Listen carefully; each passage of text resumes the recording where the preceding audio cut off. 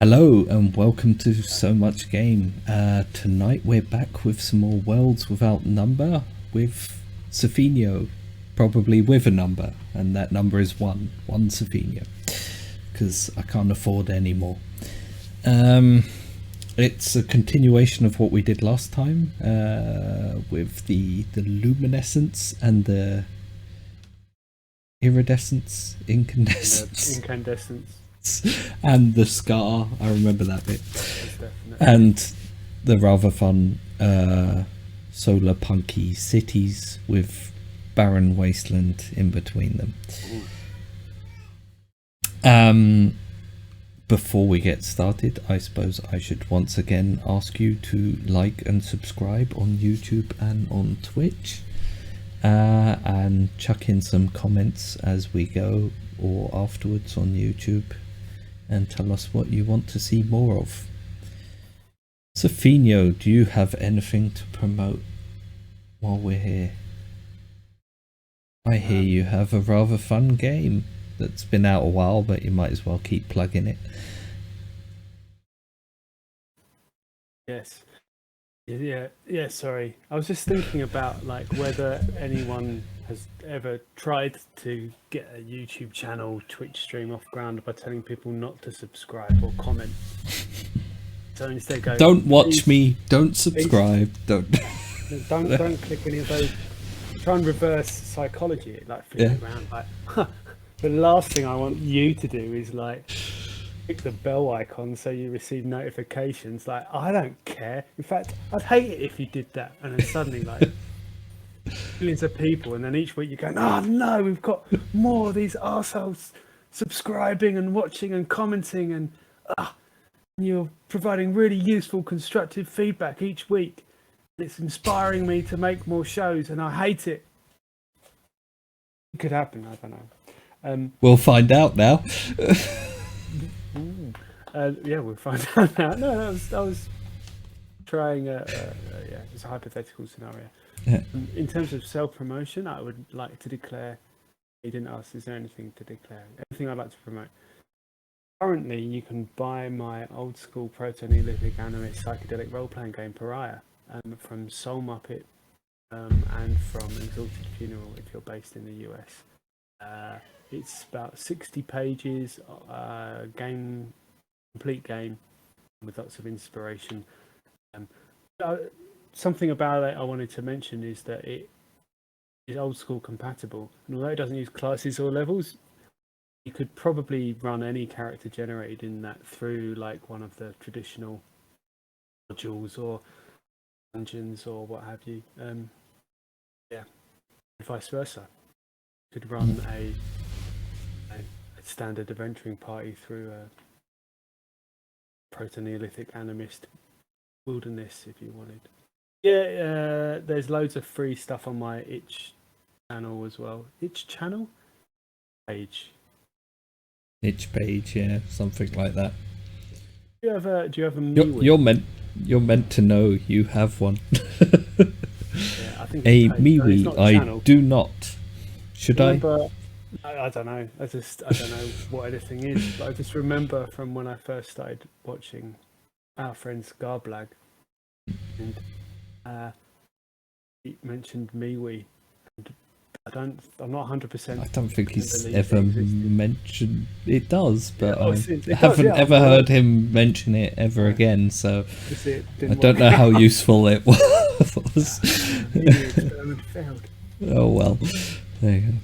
We're gonna me. I don't know. Do I have? Yes, this channel. Don't listen to Sofinho. Like and subscribe. Only if you're minded. Or listen to Sofinho and get angry at what he said, and then like and subscribe. It's all the same to me. Subscribed. So, there you go. It tells you about the sort of person that subscribes. That will be watching. That is watching. Right now. That is watching. Yes. Thank you. You're welcome. This week we have a little map up of the region of the scar that we worked out last time. And I think we're going to continue on with. Can we talk about this just for a second? This map to We just to can. refresh our memories and to refresh those of those watching. If you're following up from the previous video, it's obviously pretty small and on your screen. That's pretty small on on our screens, yeah. I assume everyone maximizes our videos so that they can get maximum enjoyment out of it. And probably read what it says on the side. I think it's worth a couple of things worth mentioning is one, like this kind of regional map is to give you an overview of where you're going to be setting up the corner of the game world that's most significant to your game. So representation is not super important. This is just following the advice of the author of Words Without Number. Another thing because what happened in our last session is that we just threw a lot of ideas together and see what popped out the other side. Inadvertently, we sort of made not like super unconventional, but a little bit less straightforward than a normal continent, ocean, island kind of setting, because you've set it up as a surface world and a few different layers underneath that. So two-dimensional map is kind of less helpful in this case. So I had to sort of quickly sketch out something that would very crudely show the idea that there's different levels to the thing. So the region we looked at, we came up with a major geographical feature being a canyon, like a crack in the landscape, which we called the scar, and then some mountains kind of ringing this region, and a blasted waste between the crack and these mountains. Mountains is also home to some kind of megaplex, which I think we established was this dormant terraforming engine by precursor civilization. And then one feature of the world is that there are kind of spire type vertical cities. I think we started calling them shards, didn't we? That's right, yeah. I forgot about that. Actually, I think we did that after escape copyright problems. Yeah. Well, Spire doesn't have monopoly on the word Spire. Yeah, in fact, when Spire was funded, Blades in the Dark kind of came out with a very similar kind of add-on for their game about Spire City or something, which is ironic because Spire is very Blades in the Dark inspired. So everyone's ripping each other off. We're gonna have Drow inside these Spire cities. It's called being inspired. Inspiration. There you will expire. Ha ha ha. Yeah, so in this particular part, these vertical cities mostly cling to the edge of the ravine, so they get a bit of benefit of some shade, maybe, although we've established there's no sun on the world, so we're not 100% how that might work. An important factor is the fact they hoped that there would be shade. They were wrong.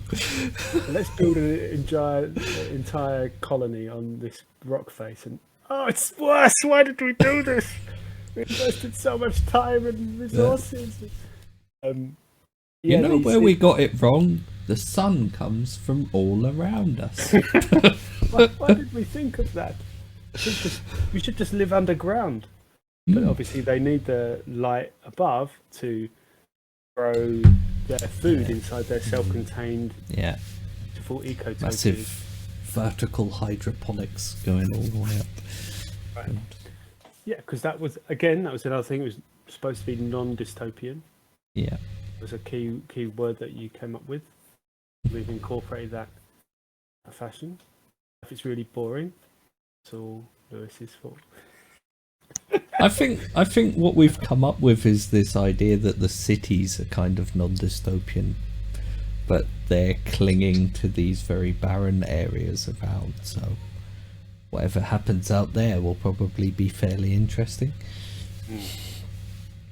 And these cities are connected, of course, by underground watercourses, where there's haven't established. It's some maybe just a giant natural Africa aquifer, I meant to say. But that brings us to another layer where we've got like one of the things we rolled was a pit, which we then decided would be a kind of huge underwater lake and trade point between the nexus. And we also had like a salt crystal forest at the base of the ravine as well. Yep. So the water network is underneath the base of the ravine. Yeah. And then we've got it's even further underneath because it's in that underneath that sub layer. Yeah. The sub layer. The iridescence. Yeah. We go with iridescence. Did we? We did. At the moment, we've gone with it until we come up with something better. Yeah. Yeah, and then the last episode will just be us telling people what the names are going to be now that we've finished it. No, and then you'll go back and re-edit and just point out, dub over the top. So, viewers watching this in the Shard. future, yeah. Luminescence. Old. Earth 2. Yeah, and there is one outgrowth of. So why don't you? So I've just been waffling a little bit. Why don't you try and explain what this iridescence is? Maybe. Well, because I don't remember. Okay. Well, it was a recently discovered sub-layer that was sort of between where they the blasted upper wastelands and the underground rivers and waterways that they knew of below, and it appears to be quite verdant and full of all kinds of things, but no one's really explored it yet.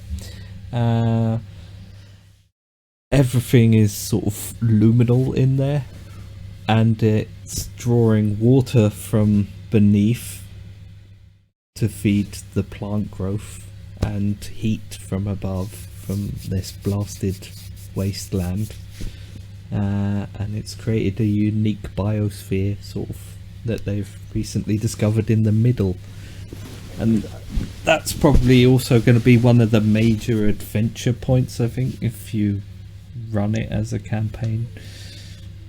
Yeah, and in fact we've got kind of quite a few adventure cool points.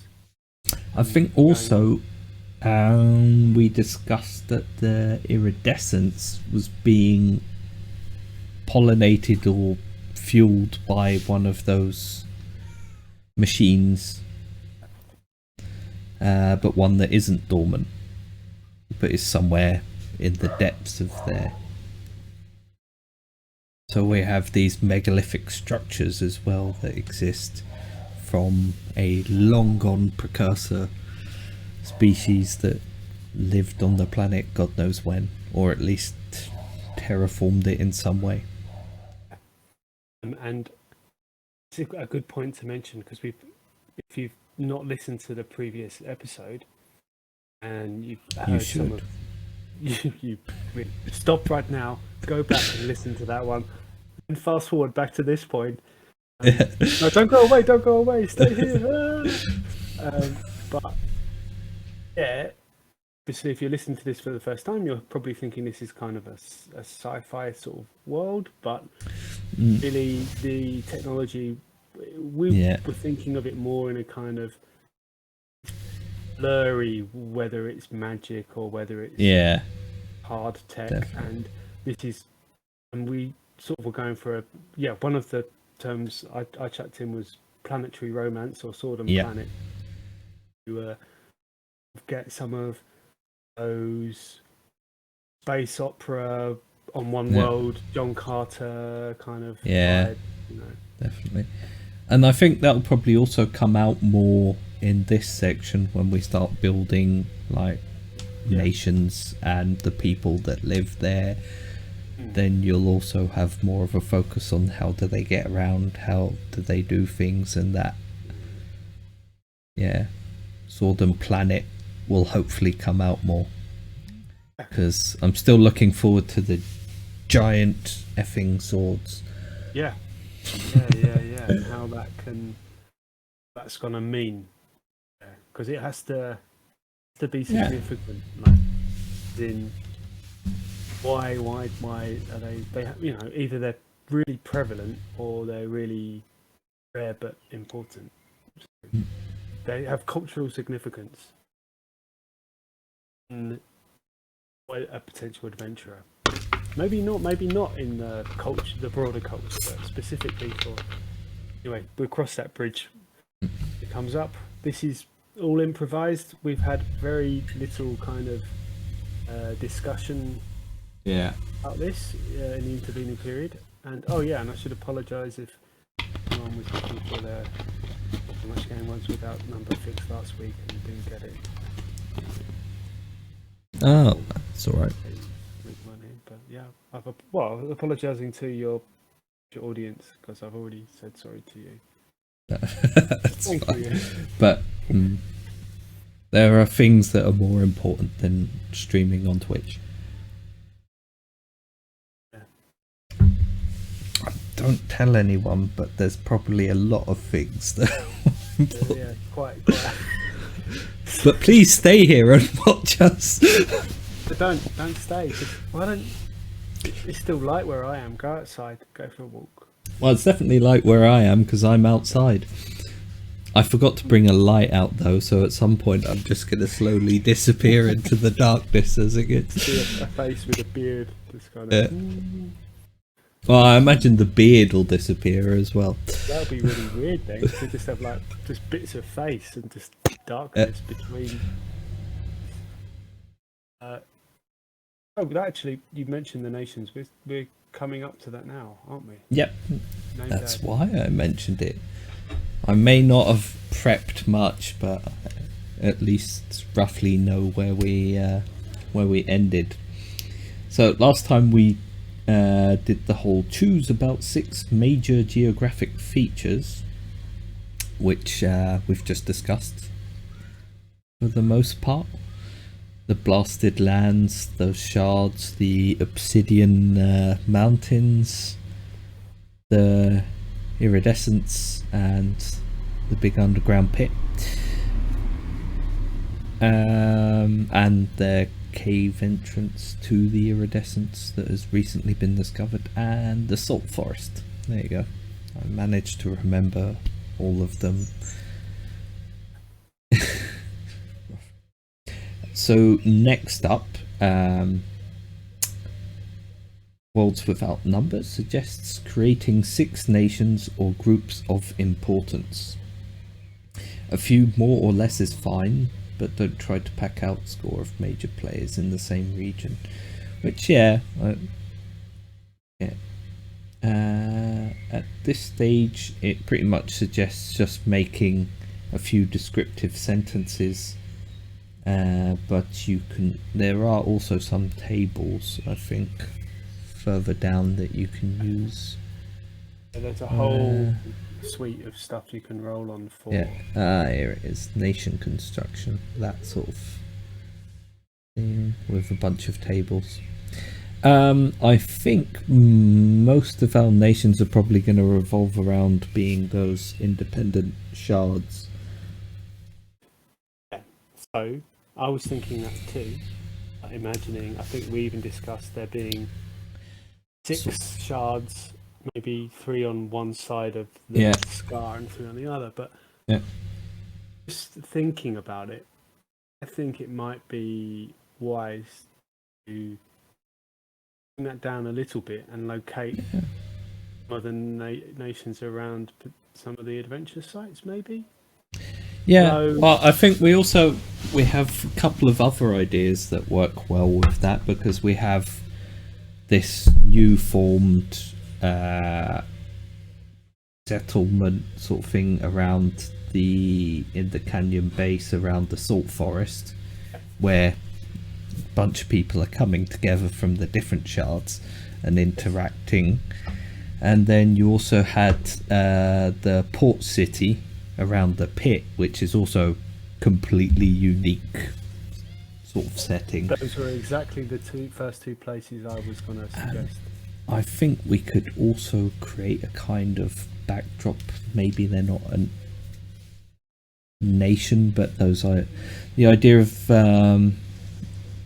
We also discussed sort of an idea of there being bandits or, sort of maybe Tuscan Raider style group of people that live out in the wastes or near the mountains or something to that extent. That I think that's a good idea. Also form one of the core players in the region.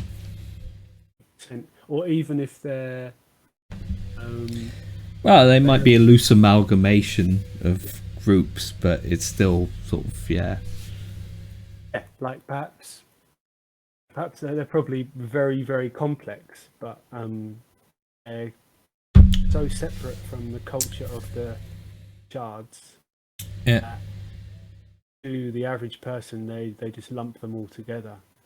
The way that people that was what I was thinking as well, because probably if you take it from the point of view of the adventurers, they're not going to have extensive experience going out into the wastes, so they will probably have maybe heard of these groups of people that live out there that you maybe have to be careful of, but that'll be the extent of what they really know about them, other than that and a name and a sort of general idea of where they are and what they look like. One of the things that came up in the generation process for the geographic features was for the light forest, which we kind of repurposed into our salt crystal forest at the base of the scar, the canyon. One of the things that came out there was that it was formerly the stronghold of these placeholder Tuscan Raider type. The other thing, Ruskin traders. Ruskin traders. Ruskin. Yeah. The other thing that the trope that I was thinking of was in what's it called? It's this sci-fi with Tom Cruise, where this giant space station. Oh man, people! If you're watching this, you're gonna be. You know what I'm talking about? Where he's like one of the few humans left on the planet. His job is just to patrol the Earth and protect the power supply. What's it called? And then there's these things, they call them scabs or something. These scabs, like scavengers, right? Who live in the waste, and it's his job to. They're trying to sabotage all their technology and stuff. Really like the look of that film. Oblivion, good one, yeah. I looked it up. I thought it was Oblivion, but I wasn't certain, and I was getting confused. Sorry. I didn't remember that. I mean, if only we had people in chat to tell us these things. That's the advantage. I mean, it was okay. So, spoiler alert. Gave you time to turn it off now if you're planning on watching Oblivion. The scavengers are the remnants of human civilization following an alien invasion.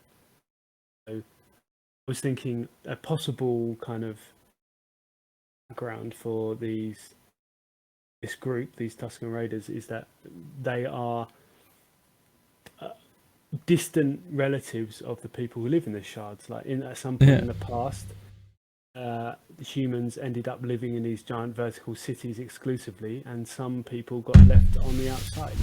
And whether that means that there was some parallel evolution that went on, so they became kind of a Morlock Eloy scenario, although less kind of less divisive, bit grayer, like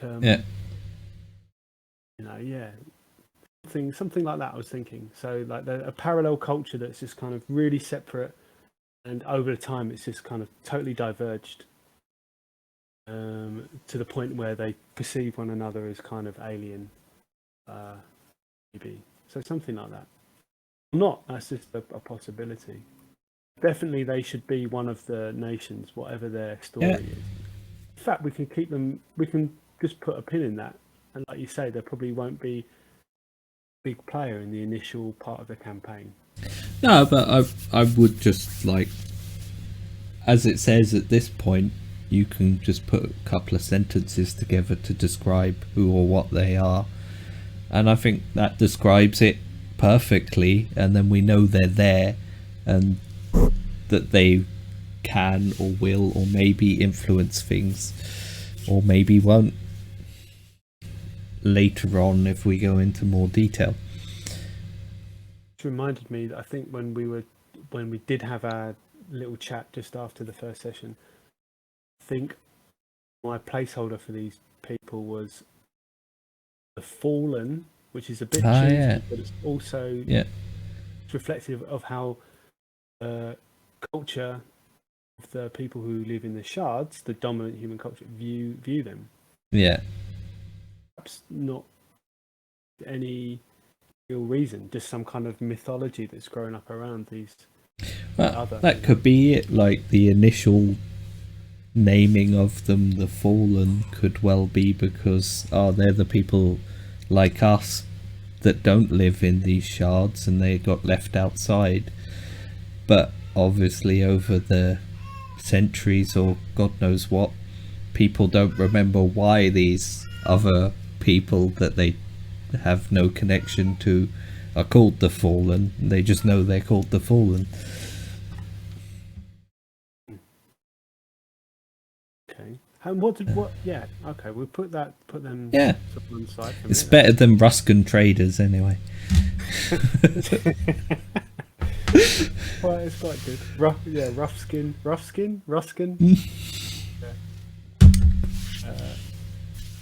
Did we have a name for the pit area, like the lake? I don't think we did yet. There was a mad prophet there as well. Yeah, there's a prophet that's descended from one of the shard cities to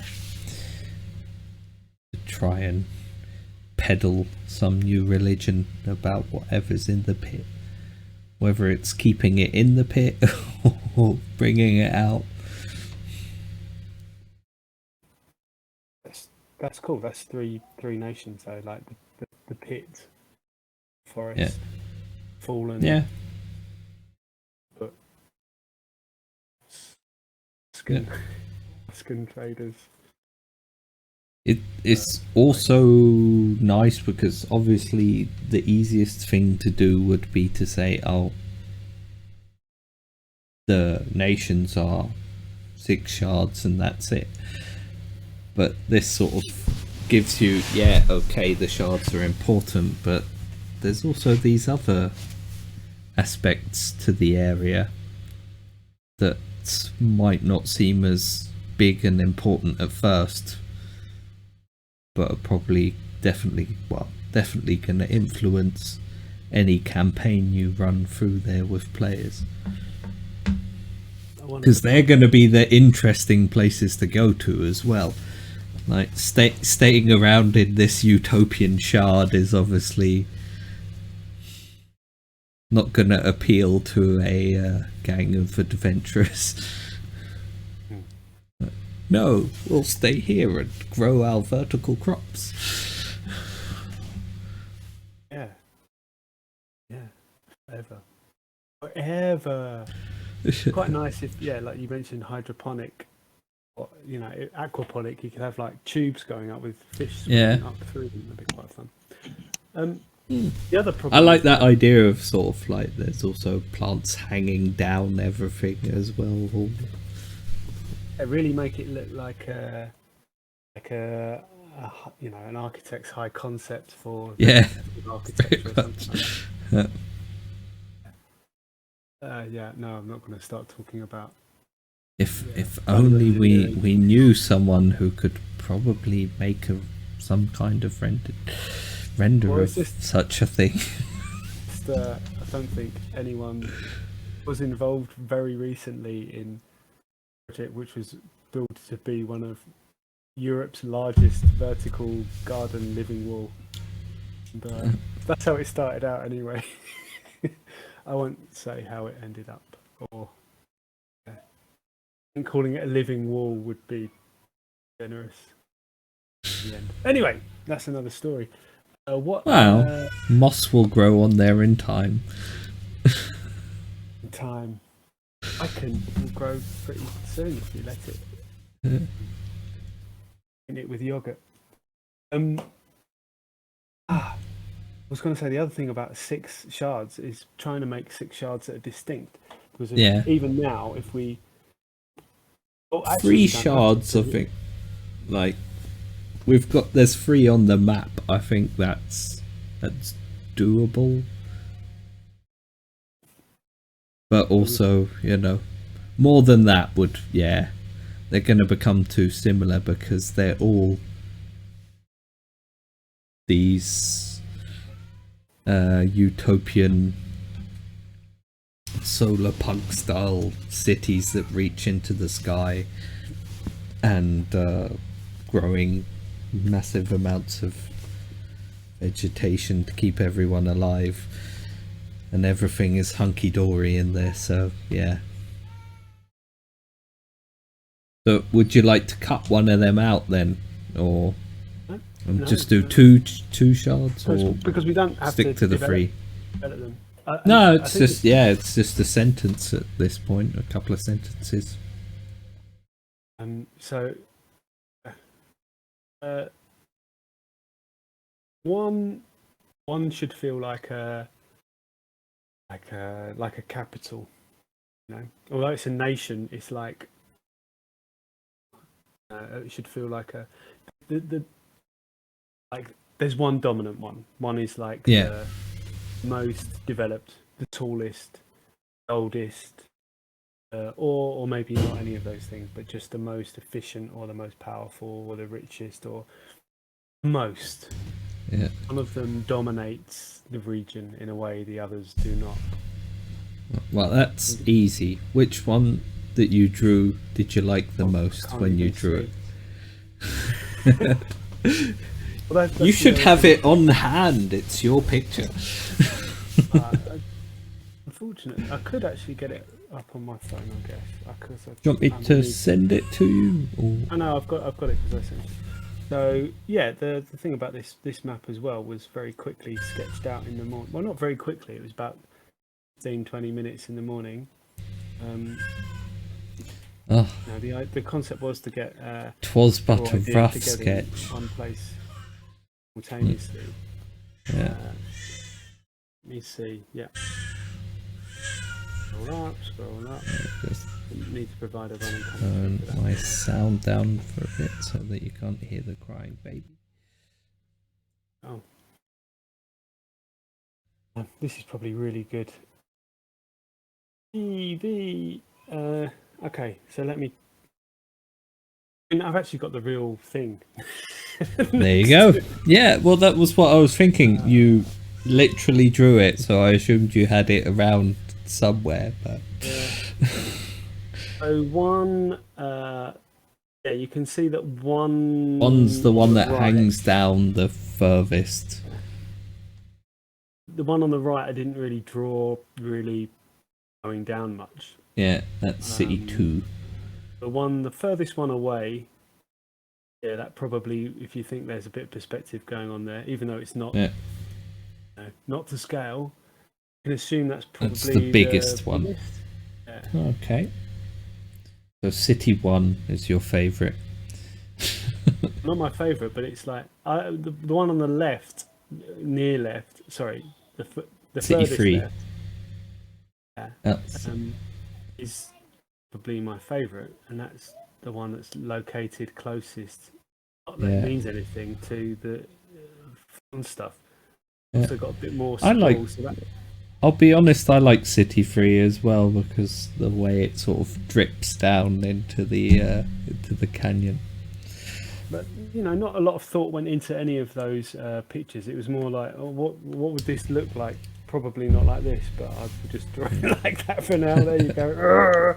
Oh, it's in purple. That's very forgiving. Excellent. So I would think of the one on the left as being like the quote adventure city. You know, like your The closest one on the left, then City Yeah. 3. Yeah. so That's yeah. like I said, you say we're thinking in terms of nations. This is the nation which acts most like a buffer between older, shinier ones Mm-hmm. and the slightly murkier world beyond, whether that's in the barren waste or obsidian mountains, or dealing with people down in the pit. Yeah. Yeah. So the ideal adventure city, really. Yeah, because it should be a nexus. Yeah. We've got I'm happy with that. Do you want to just define that one ourselves? Chuck some sentences at it, or do you want to do some random rolls, or should we leave the random rolls for the other two cities and maybe make this one? Because I think we've defined it fairly well for this level. It's sort of a nexus city that has conveniently found itself close to the important parts of the canyon, to this newfound entrance to the sub-layer that they didn't know was there before, and obviously leading out into the wastes. Yeah, so it's kind of always been important, but it's been that importance has been accelerated a little bit. Maybe a bit quicker than it would be comfortable with. Like it's growing a bit faster.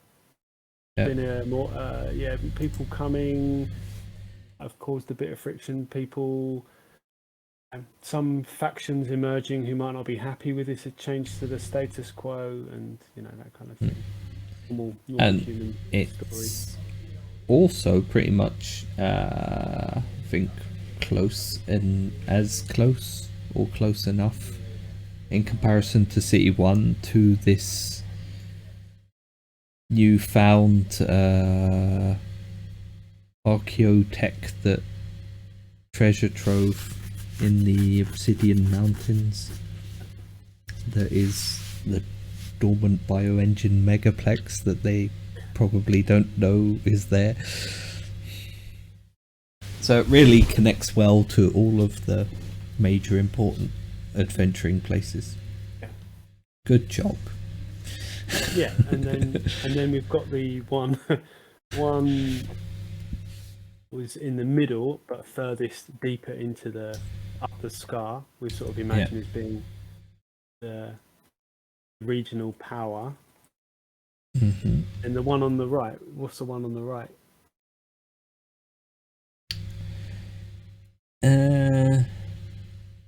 Thinking because of where it's located, that might be the city that the prophet descended from into the pit, and that they're the initial city that sort of initially founded that port underneath, because it's close to their city, but it has since obviously left their control, because everything out underground is pretty much a free-for-all, I imagine. Hard to control. Yeah. So, and again, they're also close enough that they can be very important in the salt forest area, because it's sort of, the salt forest area seems to be mostly between City 3 and City 2, right in the middle. So they're probably the two main cultures that are meeting there in this previous fallen stronghold, and mining salt from the trees. the way that silly sketch is done doesn't have as much going down the side, or there's not really anything visible that's going down into the thing. You just got, when you mentioned about the profit might have been from there originally, I think the way it's sort of turned out, I could imagine that also having like a quite a pious sort of nation as well, maybe. Yeah. Religion is important, and maybe this prophet is, what's the word, like a heretic or apostate or something, like has broken away from a very established orthodoxy. They could be the the religious fundamentalists who grew out of the salt trade. Salt trade has always been very important in pre-industrial societies. So, well, even post-industrial societies up to a point. But yeah, they levy the most salt tax, and the salt tax goes to the religious orders, and they've got a foothold in everything in City 2.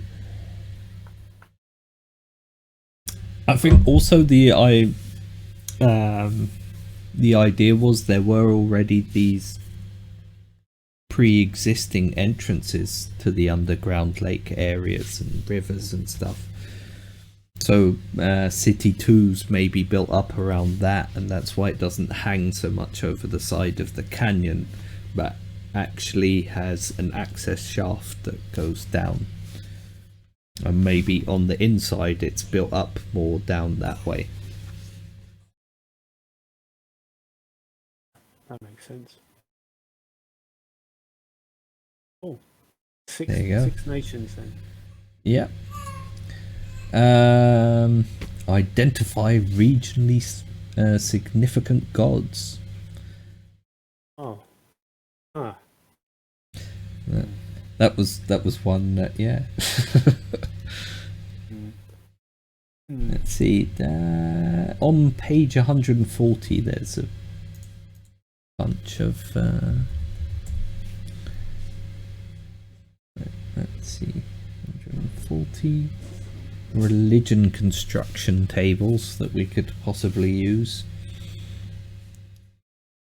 They're also going to be, I think, in this case, very specific to cities, to the fallen, and so forth, because they're all very different and not necessarily always connected groups. We didn't, but I missed off the gods from my little summary, didn't I? Did we do gods? We definitely didn't do. We didn't do gods yet. No, we haven't done it yet. 100% I've missed it off of the summary that I did with the summary of Gods Without Number procedure. Oh, right, yeah. Just looking at that now because I left the book in the same room as my son, so I can't go and retrieve it. And I don't have it on this laptop. I can try sharing it with you, but we're going to move about a bit if I do that. It's totally, no, don't worry. I'll just let you know that I'm relying on you to write a story. And what stage do we add the assign 2 historic events to each nation? Is that after? Oh, that could be quite fun at this stage, all you need is a name and a few sentences of description for each. Don't worry about the fine details yet. So I think there's a process that goes right. Now, after this, there's regional significant gods. Make a sketch map of the region, which you've already done, and then assign 2 important historical events to each group of names. So the gods first, and then I'm just a bit godded out. I've done a lot of thinking about. Yeah. Sorry, my son is crying a bit in the background. It's because he is somewhat ill. Oh, well, that's good. If you can't hear him. But yeah. Unfortunately, it does have RSV. Which was less fun, but there you go.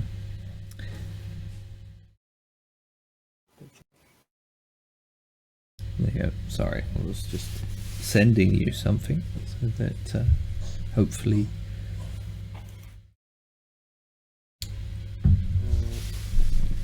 Right. So do we want to use the tables on page 140?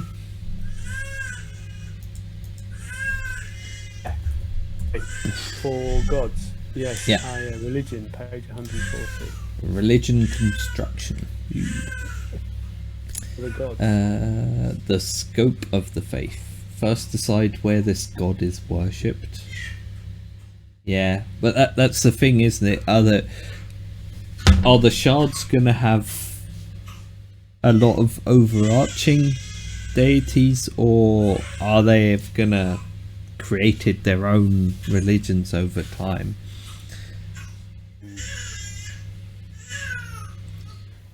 Or they could have even taken gods from one another and then renamed them, rebrand them like the Romans, or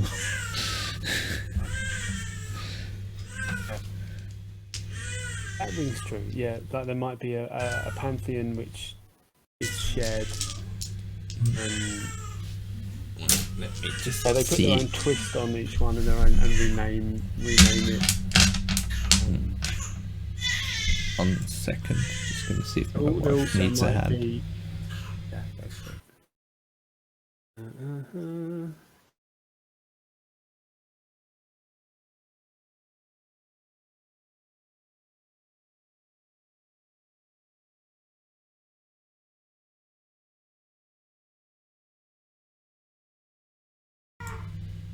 Clear? Yep. You know what to do then. Oh, just keep talking. Like that scene in Wayne's World where thing gets fired and it's just Garth. Viewers of a certain age might remember. We have viewers. Yeah, and they're kind of in that Roman way. There could be cults around these different deities which take on real greater importance depending on the characteristics of the nation or trends, fashion, and what have you. Sort of said before that there was a connection between shards which was there's like a metaphysical connection, like a magical communication network, but wasn't really used very much, but there's a sense that although they're physically quite isolated, they still have connections to one another. So well, they also, I suppose, they have the traders is their most common form of connection with each other. They'll probably bring news between the shards most often, and then you have that magical connection that isn't used as often. Probably quite syncretic, like maybe within the environment of the shard, in the areas which are the least exposed to the outer world, and by that not just the outside world, but like the trade routes, the salt forest. Maybe their culture and religion is kind of rarefied, so they have an established, very formal kind of cult, which is very structured and is like most recognizable as a religion. But then the further down you get, more different cultures, superstitions, and folklore start bleeding in, and it becomes more eclectic. So whereas perhaps there's like there is a standard religion for all of the cities, which might center on our religious city, but only like everyone is aware of it and everyone sort of practices it. Sort of like how Buddhism works in a lot of East Asian countries. Like, there is a formal yeah. Buddhist kind of doctrine, and like there's a structure and a hierarchy and there's pagodas, but ordinary people practice it alongside like lots of other traditions and practices like folklore and different forms of worship and local deities and animism and all kinds of stuff, all going on at the same time. Yeah. But if there was an overarching religion, it would be focused on the shards themselves, maybe. Yeah. Or yeah, these things probably. which provide life, which give sustenance and comfort and shelter from the heat and delicious food and no doubt a siphoning water up from beneath them and distributing it equally to. It's quite a miraculous thing, isn't it? Like the nations themselves, it's the shards are miracles. They are. No one. Do they know how it works? I mean, 100%, right? No. So to grab the first question on there, then, if we're gonna use this sort of shard-like faith as a first pillar of religions in the area, who leads it? Are there people appointed in each shard? The head of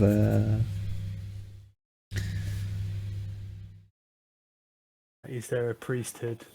Yeah. Well, how do you think it works then? Do they attribute the creation of the shards to a deity or a pantheon of deities, or is it just like, oh, these shards themselves are divine somehow? Or each shard is itself a living god, is worshipped by its own. No. Does it have a heart at the center? And a train network that goes through the heart and around the whole of the Vivician.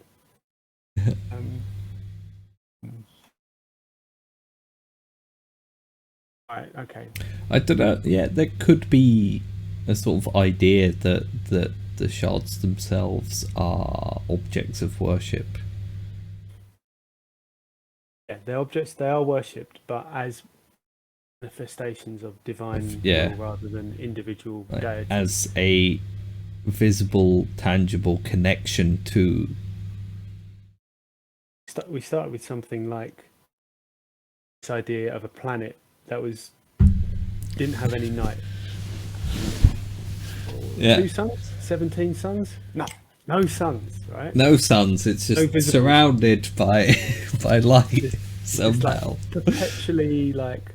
It's stuck in a crystal ball, but could just be the light is just, there is a sun, but it's like there's just such a dense atmosphere. It's just refracting all over the place. So it's like a really overcast day all the time. All the time, But so and this, this incandescence, this brightness, this light is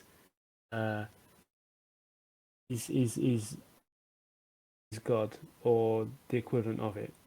That's it. We started with like a bright world that even before we got to the bioluminescence underneath, we started with this idea of like that is light. And I'm not saying it's revolutionary, because most cultures that when they become settled will start off with like, the big orb in the sky. Well, that's an obvious point of. It seems to be running things. We've got like solar worship, but without a sun. So you go to like the brightness, and then that this itself, people believe that the shards spontaneously grew from the ground in response to this, in the same way that the salt, like the crystal salt forests, yeah, but like a larger, more impressive crystal structure. Maybe it did. That poses an interesting question as to what the buildings in the shards are made out of then.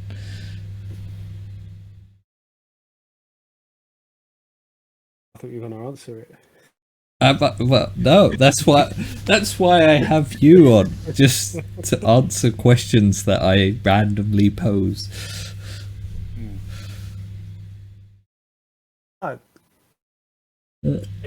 I suppose it could be something like that, because I mean they're basically also surrounded by an obsidian mountain range. So this idea that something glass or crystal like could grow to massive proportions in the area is not completely not in crazy, any way. Yeah, no. So that was crazy. You mentioned last week, because one of our keywords, which we haven't touched on nearly as much as the others, was dust. Yeah, definitely. And you mentioned like we should make that more of a thing. Yeah. At the moment, it's just the world is dusty. Dust. Yeah, but the dust has to do something. Is it the dust in the air that's refracting all this light and reflecting all this light to make it permanently lit? Do people know this, and do they worship this? So dust is itself this crystalline dust. Yeah, maybe it is silica. Maybe it's this like really than just fine sand. Yeah, it is almost like tiny shards of glass floating through the sky, reflecting light. Which is why it's really, really, really inhospitable outside, because you're just inhaling like. There's oxygen there, but it's like just you get sliced to pieces when you step outside. At this point, I think we can assume that the fallen and anyone who travels outside have some kind of sunglasses on, their hat to about there, and their mouths covered up. Loads of pipes coming off of them as well.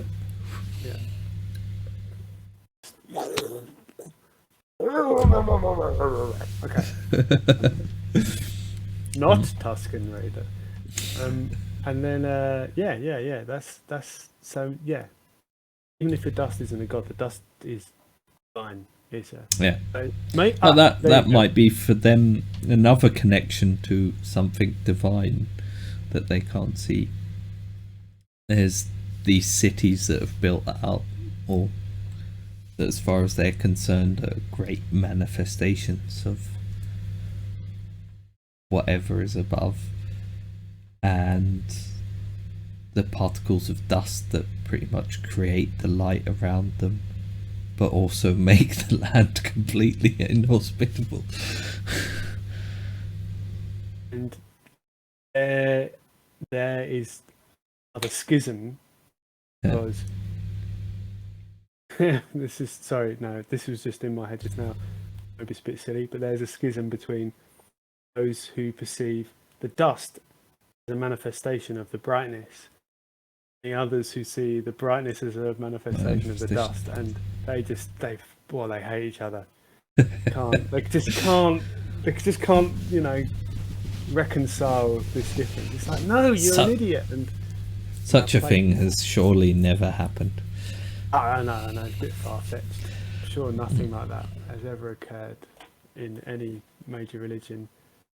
Still think the Orthodox schism is one of the weirdest ones for me. Out of all, like, have I got this right? Because like the Eastern Roman Empire and the Western Roman Empire, apart from the political separation for various reasons, but the religious separation is down to the use of icons. And because then now there's more icons in Orthodox Christianity than any other variety of Christianity. It's like, did it loop the loop? Imagine religions being hypocritical. By the way, no offense to any insane. Orthodox Christian No, yeah, listeners or viewers out there. but you know, imagine I like founding your a church. religion on the fact that you wanted to divorce, but Right? You know. yeah, well, just yeah. Yeah. But going to the Reformation, though, you hinted at there. There's a book called Q by Luther Blissett, named after the footballer, but isn't actually the footballer. It's an Italian group, and it's set during the Reformation and the subsequent peasant wars in Central Europe. Yeah. Really good book, really interesting and fun. It's a fictional work, but it's one of those historical novels that people read. There you go. That's yet more interesting information brought to you by Sofinho. Telling people to read books. But now after saying and don't read anything ever. Now I'm going to make you do a book suggestion every single time we do something. It just get really hackneyed. Like after a couple of weeks, I'll just be going, "Oh, there's this guy called George Orwell, and writes very good stuff, very prescient." Wow. But you see, you don't necessarily have to go for one of his. You could go to homage to Catalonia. Yeah. Is it Catalonia? Yeah, I've got a copy and one of the few books I've managed to cling on to. I've actually got 2 copies of that. Ridiculous. I probably own less than 2 dozen books at the moment. 2 of them are the 2 same copies of that. There you go. And it's definitely an interesting book. So there you go. Very interesting. Yeah. Getting very sidetracked though. Yes, we are, but you know that's what we do when we're building worlds. So who leads it? What are we gonna say that? Well, I imagine it also differs per shard in exactly who and what and how worship happens. So if we just pick a shard, like shard 1, and say who leads it in shard 1? In the Nexus. Is shard 1 the Nexus now? You numbered them, so you numbered them. You wrote numbers next to the names. Yeah. Oh yeah, that was... The Nexus one was shard 3, but we'll call it City 3. You named it. Number 4. Is it 4, 5, and 6? That's City on the list. 3, Oh, City 1, City 2. Yeah. Oh, I see. Okay. No, but we'll start with the Nexus one then. Yeah. Then. I can roll for it on the table, or just do a roll. we can. Do a roll. Yeah. We don't have to. I want to. I don't want to think about it. I've had enough of this world building. It's a D8. 3. There's a single pontiff with a layer of upper clergy and temple heads beneath them, who have a layer of minor clergy serving them. Okay, so we've got Catholicism in Nexus. Basically, yeah. But it doesn't be like just ceremonial. Yeah, precisely. No, the upper layer might be a structured sort of this is the religion kind of thing, but the more it trickles down, as you said, into that that clergy and the lower clergy, the more it becomes, oh yeah, but also this aspect of folklore or an aspect of ancestor worship, and think people sort of define it themselves very much how and what they believe. So sitting at the top, the pontiff might think he's the head of this giant structured religion. But it falls apart quite quickly. Or she, sorry, yes. Or they. Or yeah. Or any. Yeah. It could be patriarchal, couldn't it? I mean, doesn't have to be. But then, yeah, like you said, they could be sitting at the top of this hierarchy, chewing dicks and writing treatises or whatever. But like, they're just like they just filter down through the but then people at the bottom are going,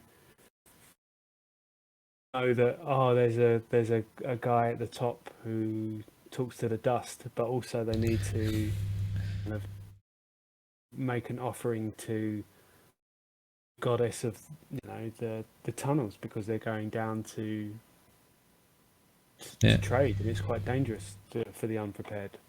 Go to the pit, so make your votive offerings, and mark your vessel with special symbols, and don't eat any fish for 3 days or whatever. The pontiff is telling you that that's all nonsense, and you're like, yes, you're right, but I'm just going to do it anyway. I'll do it anyway, because what harm can it do? Yeah. And then by the 7th person or 7th generation, they're like, oh no, you have to do that, because that's the thing we do to make sure the ship doesn't sink.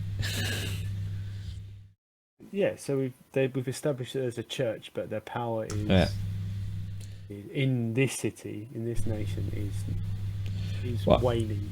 Yeah, I imagine from the top it looks like the pontiff feels like they're on top of, at the very center of this pyramid of very structured religion, but yeah, it's more of a Jenga block. Little bits have been taken out of it as you go down. Yeah. Do you want to go through everything for the Nexus City, or do you want to look at like who leads it in the other 2 cities? Or I'm not super about it at the moment. It's up to you. If you want to drill down into religion for a bit, I'm happy to do that. I mean, I'd honestly be happy just defining a few words per city or religion and going, look, that's the religion in the area. It could well be a big part of the game, but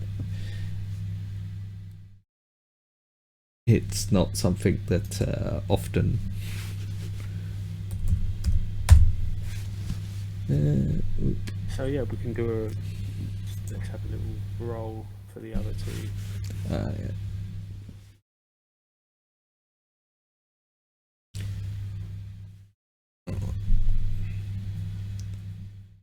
Gonna pop away for a second. Feel free to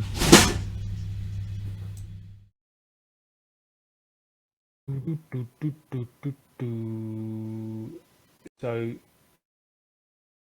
the next item on the list, after we've come to some conclusions about how religion is structured in these 2 further nations,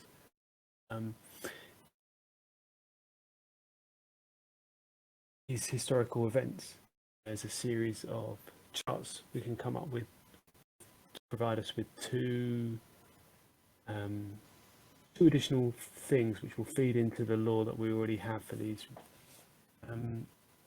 nations, which we've tied pretty closely, for the most part, with geographical features we already established. What I'm thinking about now, beyond that, which is causing me a little bit of concern, is that the next stage in this procedure, as set out, is you pick one of those 6 nations and focus on really defining that and making that into your your starting game world, and feel we've already established across the region a lot of very interesting sites, and by picking one of them to become a starting nation, and it's probably going to be this city, we're going to have to span, I think, a couple of our established regions. So we're sort of doing it a little bit. Yeah,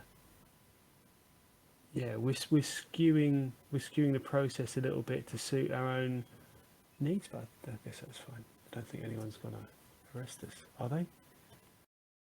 The World's Without Number police watching. Anyway, I don't have the book to hand, but I do. I have the PDF on my phone. The book is. Guess what? Phone's just run out. This is a terrible crime, but I don't think anybody's watching. But I have to go and get my charger and book. So if you'll excuse me for one moment.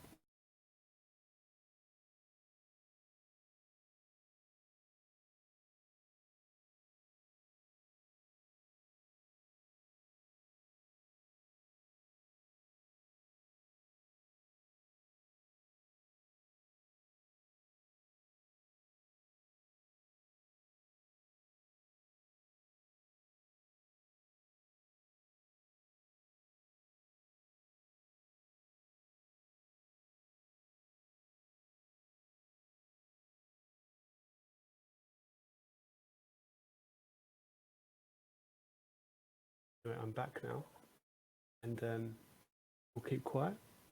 Don't say anything. Lewis doesn't have to know I ever left on your own. All right? Keep stum. Not a threat. Do you know what's good for you? You're not going to say anything. It's doubly insane. If there's no one watching. I suspect I'll also get edited out. What I have retrieved, I've been gone, is this, which is the on-demand hardback edition of World's Without Number. Most of the material I'm using, I believe, is actually freely available in PDF form. We're currently looking at regional creation, which is on page 118, and looking at the regionally significant gods.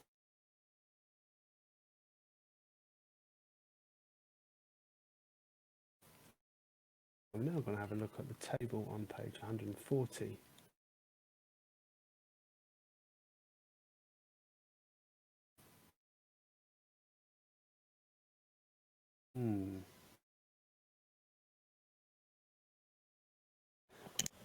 It's going to be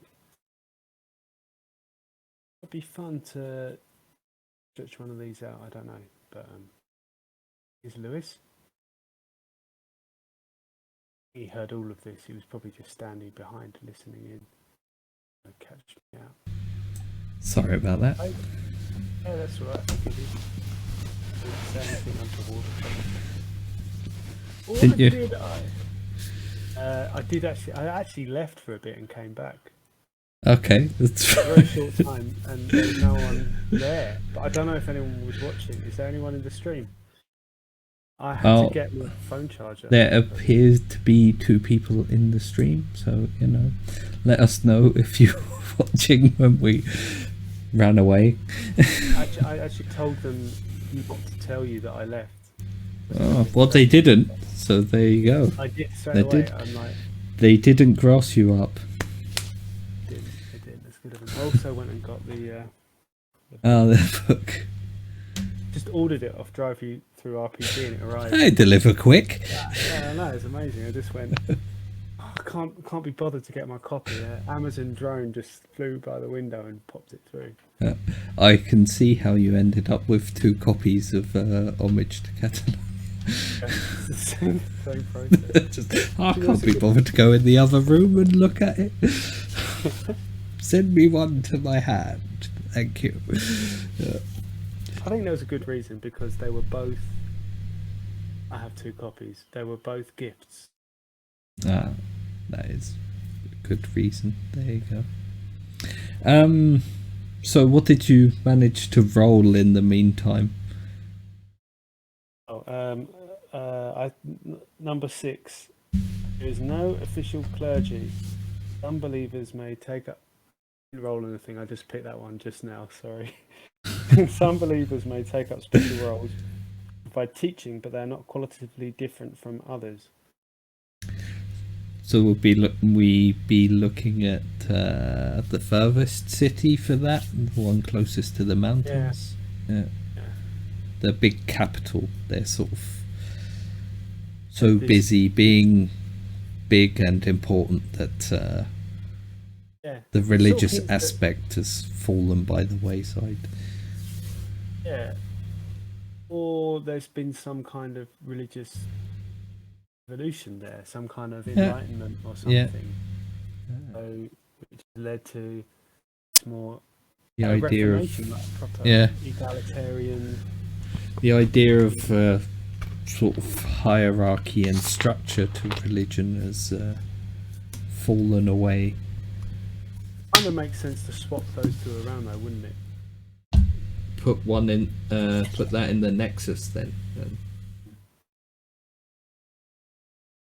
If you agree, have the pontiff in the. I think the pontiff then probably fits the religious city more, the one that has the connection. Oh yeah. And then. Yeah.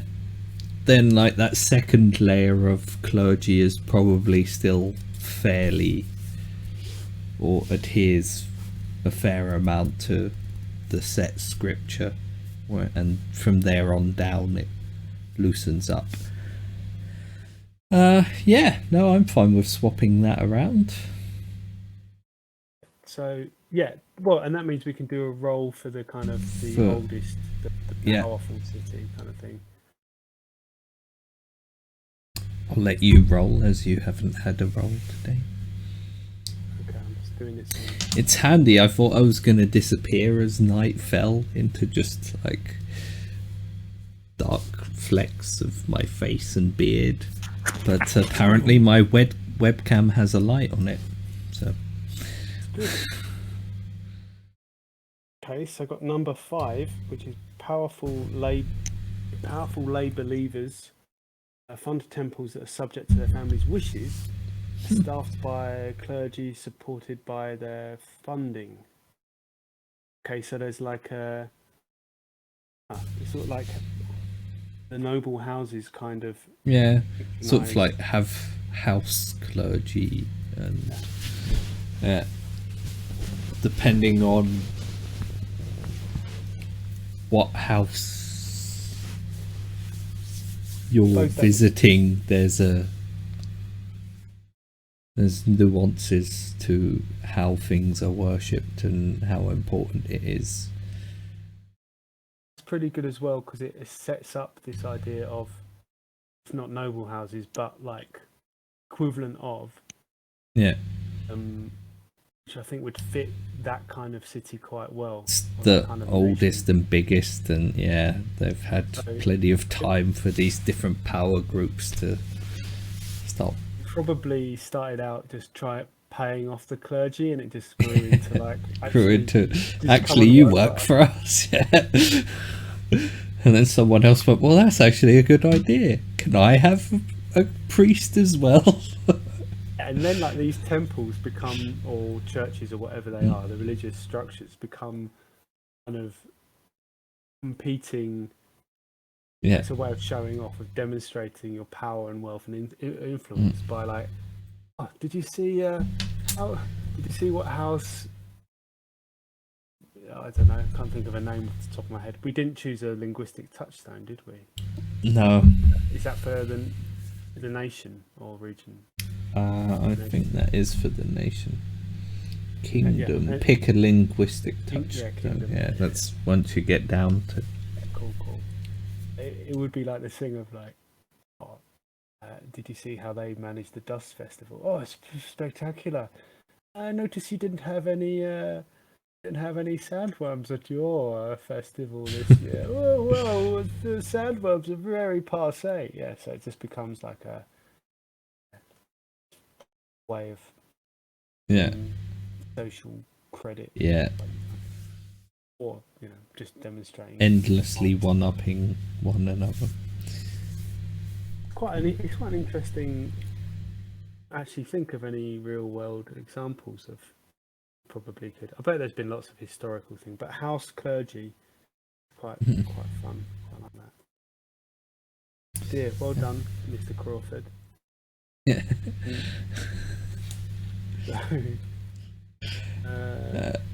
As a placeholder, I'm gonna call the religious city. Sorry about this. I'm gonna call it the Citadel. And then as a placeholder, the Shard of Nexus. Yeah. And then what's our kind of big one? Main one. Well, we just said the nobles own the clergy. Give it a little name. Old Shard. Yeah, like old town. Capital Shard. Capitalia. Shard Prime. Yeah. Capitalia. No, I don't know. The first shard.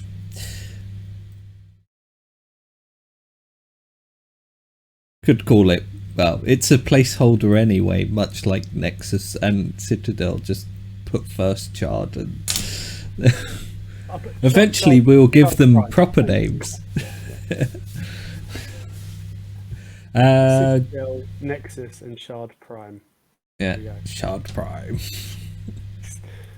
Yeah, that's way too sci-fi.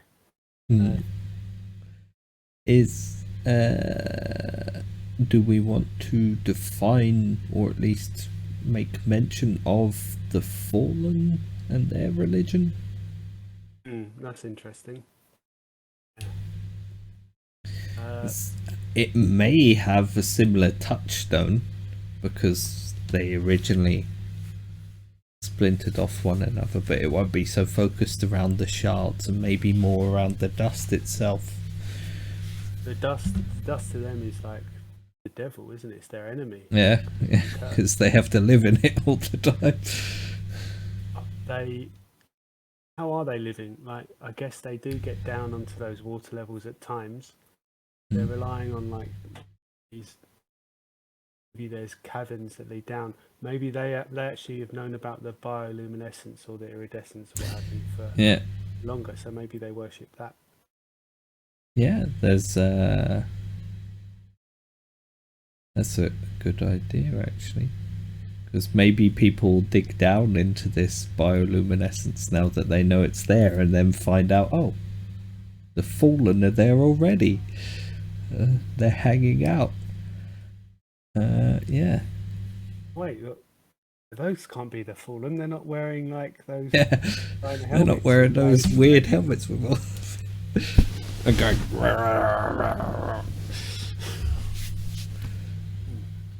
New, they're actually quite angelic under their rags. Yeah, they could worship the. Yeah. Then we've got to make the great machine. Yeah, whatever. I'll put the great. Because there's a good chance that they don't really know what it is either, other than they have a better idea because they've known about it for longer. They probably understand that it is the thing that is creating the or at least maintaining the bioluminescence. Definitely.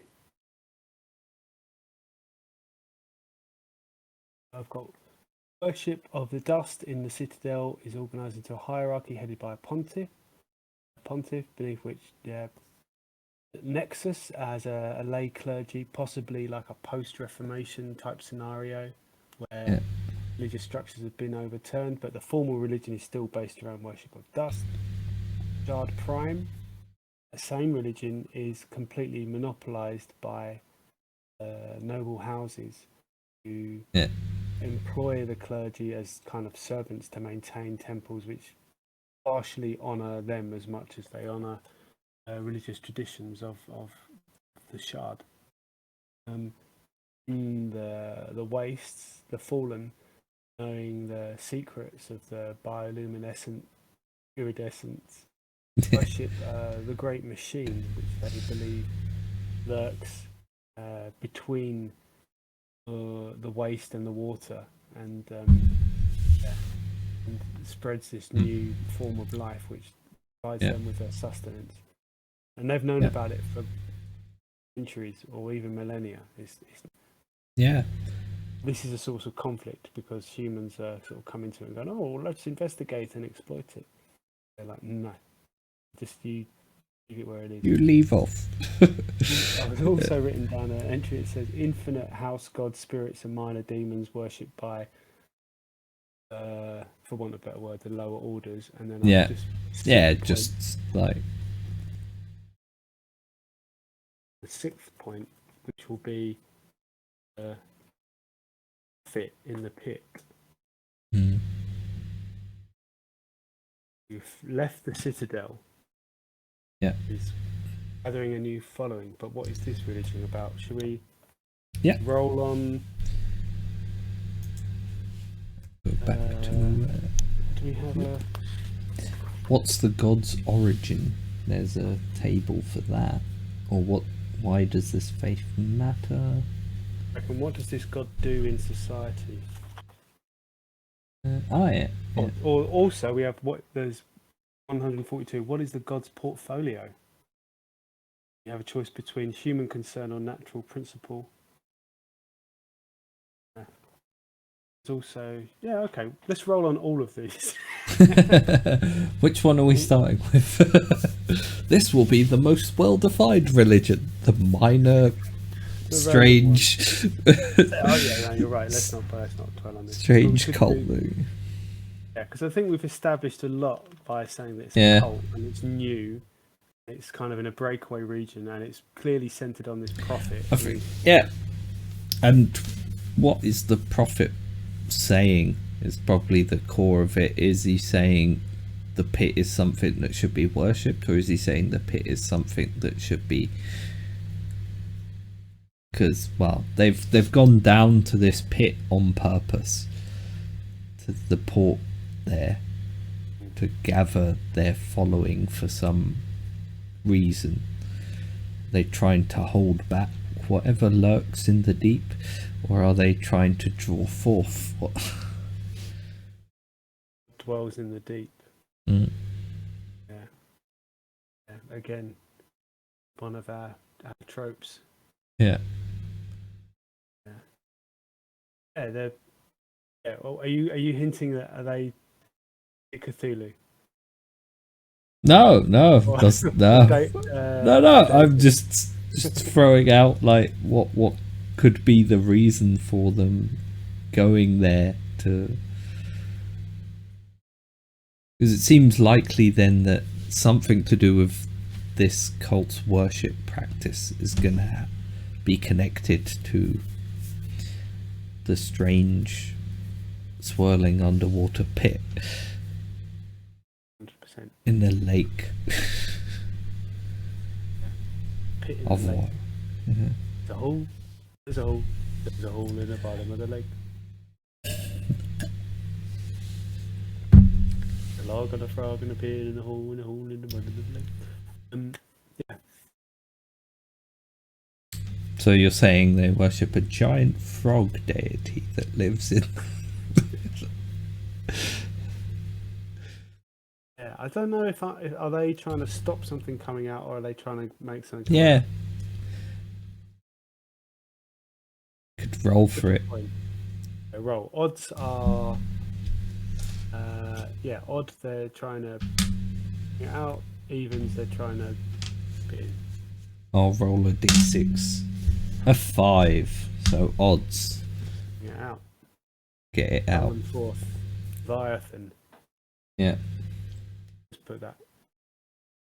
But we shan't call it the Leviathan because there was a recent Pathfinder game with a. Well, I think that was it Pete's game. Oh, in Tears of the Dreamer. Tears of the Dreamer. Yeah. The Dreamer was a Leviathan. Yeah. So yeah, no.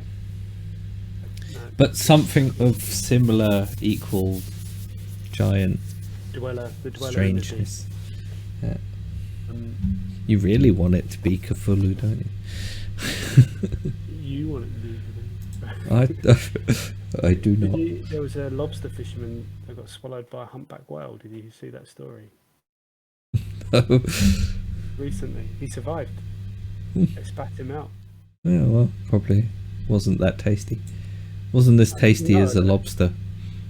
Yeah, I don't think humpback whales, they probably would have spat a lobster out as well. Yeah. Imagine if you subsisted entirely on krill and you've got a lobster. That's like This krill's too big. What like- happened here? it would be like us trying to swallow a lobster. No, it wouldn't at all. That's not a good analogy. I'll think of one. Alright, so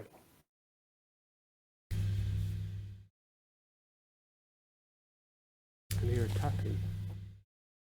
What? Sorry, I'm just going to investigate that. Give me a moment. Okie dokie. So I think also once we've finished off the religion, might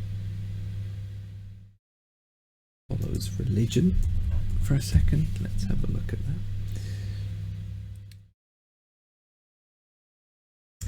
The region sketch we've made, then historical events, relationship between the groups, and assign each group statistic.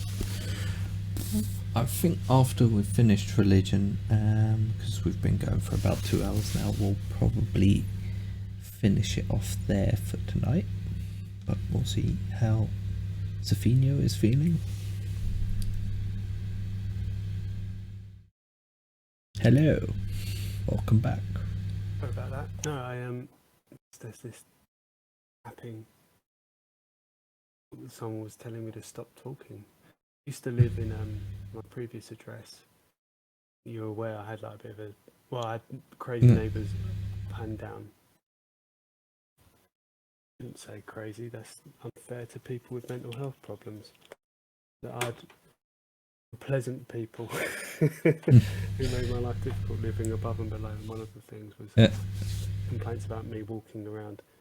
I get quite self-conscious about it now after like 8 months of that. But to readjust. Walking around seems like, you know, if you can't walk around in your own apartment, then Yeah, you may as well just throw yourself into the pit and feed yourself and well. yeah, and hope it spits you out somewhere better. With neighbours that don't mind you walking around. Or Perhaps that's what the prophet is going for then. Have the freedom to walk around in your own home. Don't have that. Get swallowed by a whale. So, should we do a quick conclude? Should we do the quick roll on the history for the Six Nations? Yeah. I think as well. I think that's a good idea, and then the assigning group or faction statistics. We can do that randomly some other time, or that doesn't even I think that doesn't even really need to be streamed. It's not something that's. I can't imagine that's the most fun part of world building. Well, I guess that just depends on you. The faction stuff is a bit. So like, what you're saying is you really want to do the statistics? No, I really don't actually, if I'm totally honest. But I think it can. The whole faction stuff is set out to be like a mini game that the GM kind of plays. You know, if they're not getting any input from players. Yeah, I'm not saying it's not useful. I'm saying I don't feel a need to like, talk about it for half an hour on the internet. I could just go 3, 2, 1, 3, 2. There you go. So many different combinations. Yeah, for sure. I guess it's what those numbers come to represent. Yeah. So assign 2 important historical events to each group or nation. That bit. Mention of we agreed before we started this about history. I think said something like, let me find it.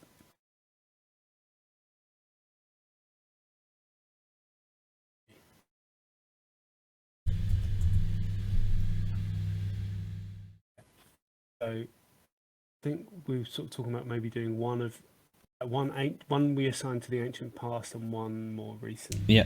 Yeah. The ancient one will be tied into maybe the nation's founding myth.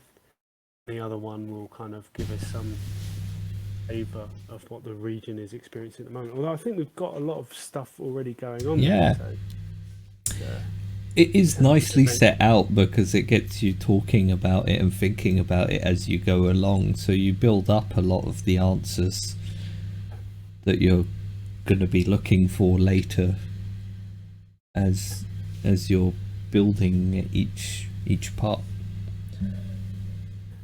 Yeah, and each layer and another, not just detail, it's more, I think it's just complexity, and that's what's in a positive way. I don't mean in a no, it gives it the feeling of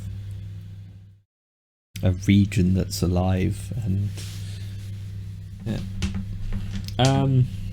so it's a D100 table then.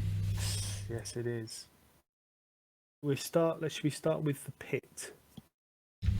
I've written them in order of the pit, the salt forest, the fallen, Nexus, then sorry, you're giving them a name, Nexus and Shard Prime and Citadel. Right. So they may be a bit uppity in Shard Prime. Maybe. Which comes from calling yourself Shard Prime. Prime. People just call it Shard because it's the only really real Shard. The other ones. Oh, that's a low roll. 19, which is economic boom. So this is the pit. Ah, great. Well, that works. It fits with that port area. Yeah.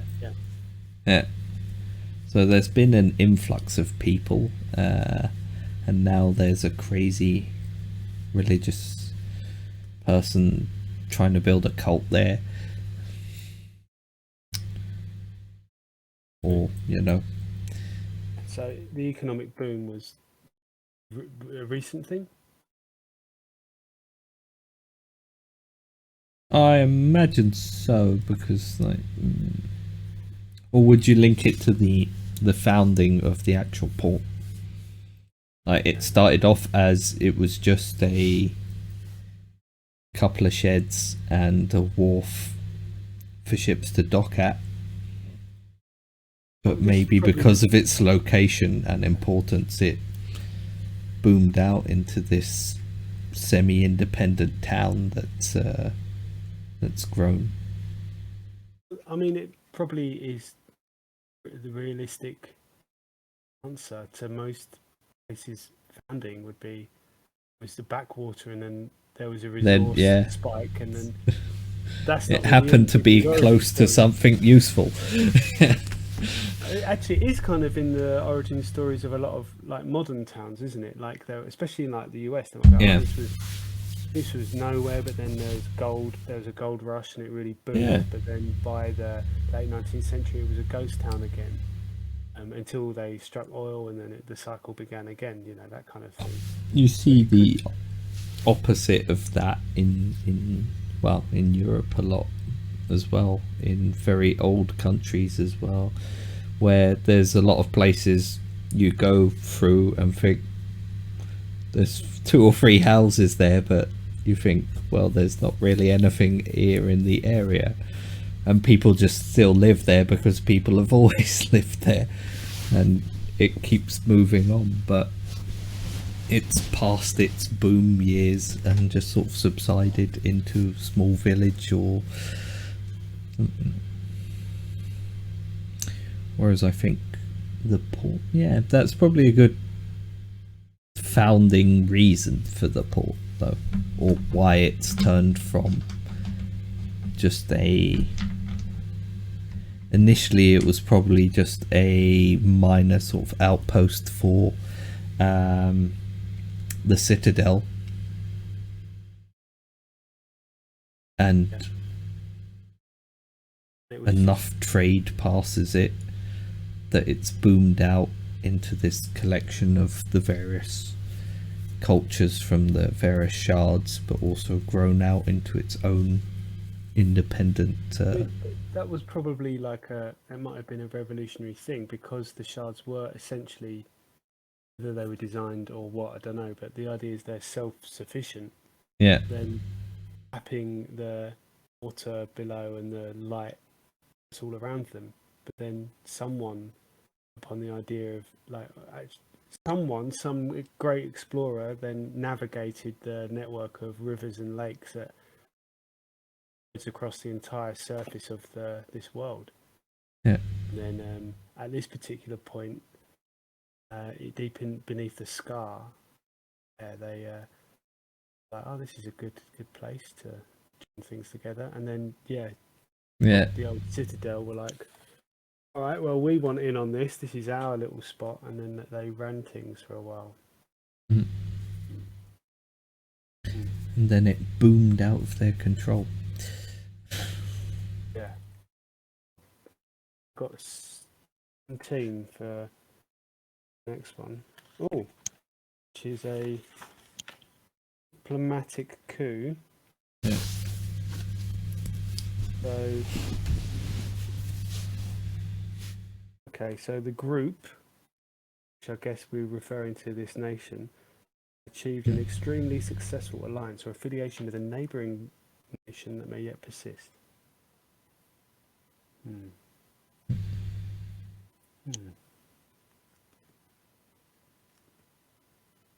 What do you think of that?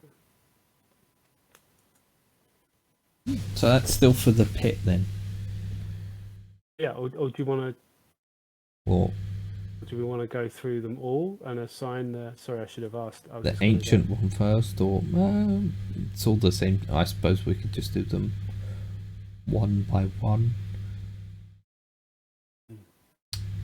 So that would be the more recent event for the pit then. What sort of fits as well, because they've broken away from the citadel, but yeah, maybe they've forged a loose alliance with the other outposts that mark the waterways. Yeah. And this one port town is sort of the central point of that alliance.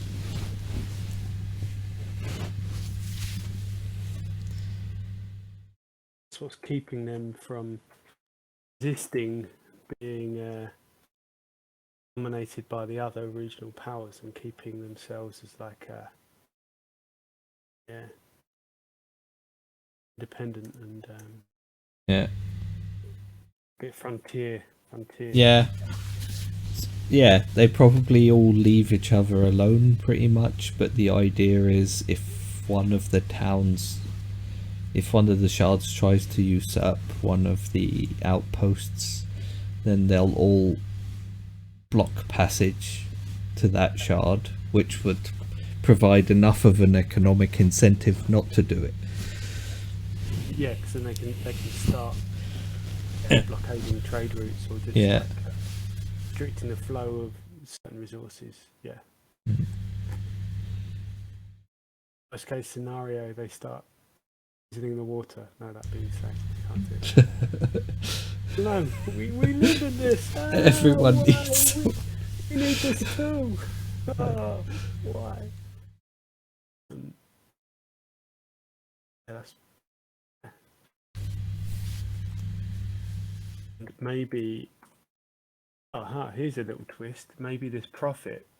Some people who theorised they've actually been sent down by the Citadel, even though they're ostensibly completely diametrically opposed in terms of ideology. The Citadel have just gone like, we're going to send this down there to destabilise it. Yeah. So they're like, we want some of this action now. Our shard is kind of declining, and because we're essentially conservative and pious, and our papacy is losing its grip. If we can get hold of this region again, we can start to become dominant, because that's important to them. Perhaps the other shards aren't so bothered about that kind of thing. Like, the Nexus is just getting on with things, and things are happening so quickly they don't really caught up with themselves yet. Just do that task and then the next one and then the next problem and then Shard Prime don't give a shit about anyone. They're just like doing their own thing. We're Shard Prime. Shard Prime. Because what will happen one day, they go down and find that they can't actually afford the stuff that they need, and then people are like, no, fuck off. They're like, no, you don't understand. We're Shard. We are the ancient. We are the Shard. You know. Now I'm just picturing Shard at London Bridge and just seeing, imagining all these. Anyway. Queen Amidala, the top of it. I don't know why. Queen Amidala. Oh well, there you go. So we we already have a leader for Shard Prime. Yeah, and she's Natalie Portman. Yeah. From Phantom Menace. Next one is the Salt Forest, or the Canyon Base. Yeah. Do you want to roll for the ancient one, or shall I? Okay, we can alternate. I've got a 56. Ah, cool. Magical tech. Maybe something. Go on, what? Just going to read the entry out. Oh yeah, go for it. So the group the group developed a useful and widespread magical technology or infrastructure that may have survived into the present. It may have something to do then with it being a fallen stronghold in the old times. And they've brought out some technology or something from the bioluminescence.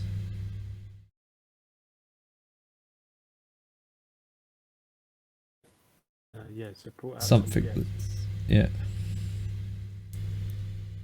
But what have they brought out? How do people get around when they're not in the shards on the surface? The surface. Yeah.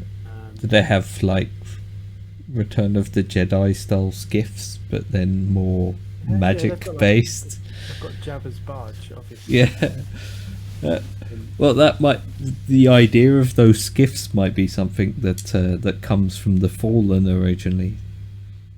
And then was originally found in this fallen stronghold in the salt forests where they developed it. Most likely using technology that they'd acquired from the great machine that they worship. And maybe thinking about it, this nation is kind of still kind of are cosmopolitan. We've established it's like another, similar to the pier, it's a meeting point. Maybe here it really is like people who are normally called the fallen here are kind of have their own kind of identity, like say like see it separate, like it's like a parallel culture. Like the idea of it used to be a fallen stronghold is more like everyone's just everyone's just started living in that area and mining the salt and well, I suppose they themselves probably don't call themselves the fallen. So that's where the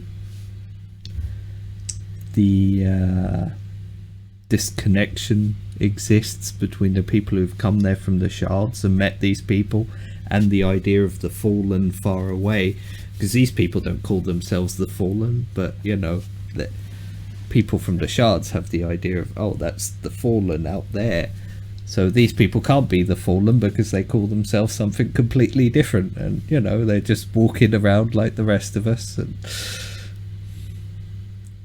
most likely none of them have ever met anyone from the fallen. even like the dominant culture in this area now, they start to use the term the fallen to refer to the people further out like but just further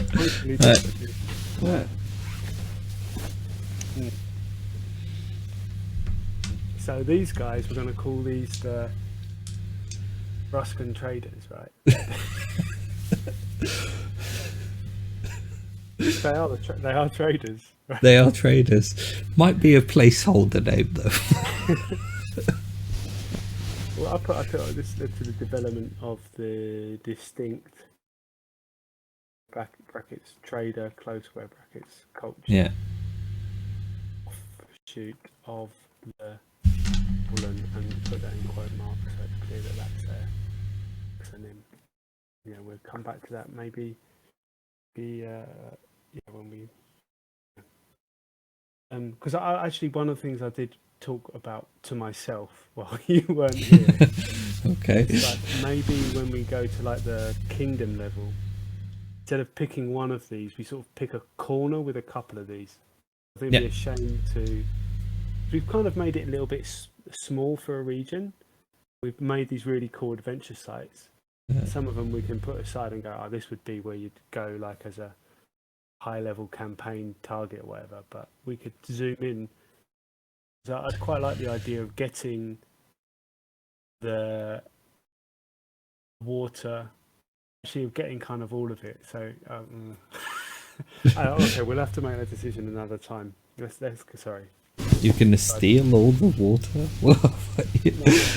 I mean, like because the pit is an interesting fact, and the waterways, the salt forest, the nexus, the megaplex, the bioluminescence, the waste, everything has potential. So we have to focus on one or as part, otherwise it's too much. Okay, but for now, so what for a recent event in the salt forest, what's your role? 74. Ooh. Praetorian coup. Don't know if that really spells. Let's see, let me read it out. Praetorian coup. Soldiers or guardsmen in service of the ruler ended up becoming the ruler's electors or deposers. Wow. Depends what you see as rulers and deposers, because we'd sort of established that there are kind of gangs there that that run things, or you at least have to pay them just so that they leave you alone while you're mining. and you have to bung them something to ship your salt out and that sort of thing. So perhaps, yeah, they were probably initially, they may well have initially been guards or something. Sure. Sent there by the different shards to ensure that the safety of the people being sent to mine. Then they decided, oh well, we the kind of the fallen yeah hiring guards themselves yeah protect and ensure their interests, but now, like you say, those kind of mercenary groups or bodyguards have grown powerful and have turned into kind of gangs who are now doing things. Yeah. There you go. That sorted itself out quickly. Good. So what's the next one? I'll roll. You roll for ancient, and it's the fallen now, so this could be interesting. We're gonna 60 is New Horizons. Ooh. Oh, perfect. The group discovered new territory with a so that's their ancient discovery of the bioluminescence and the great machine within. Yeah, because that was like they were probably dwindling to like near extinction, stuck on outside these shards in the blasted lands. They were probably suffering quite. Bioluminescence actually has made them physically different, and that has enabled them to make some adaptations to harsh environment. Not 100%, but more so than humans who are dwelling inside the shards, and that's why. Yeah. Oh, that might also be why the people in the salt forests don't recognize that these people who live amongst them are actually also part of the fallen.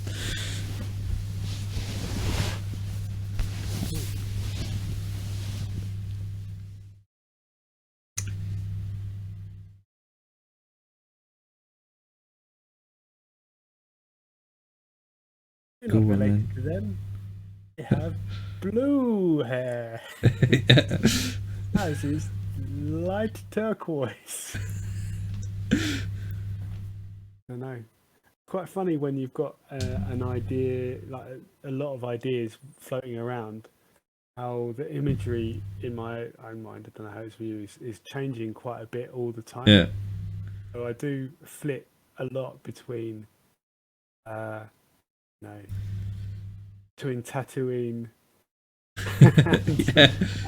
and like John Carter's Mars, and then end up suddenly some really weird places like it's quite funny.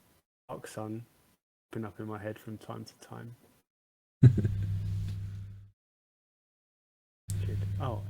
And I will roll for a more contemporary event. Okay. 53. Magical disaster. Some large-scale magical disaster scarred the group, the natural nature or the result of someone's sorcerous doings. How about, I don't know how this would come out, but it was recent, and maybe this led to the rupture, which opened up that kind of where vertical... where the Nexus then found an entrance to the bioluminescence.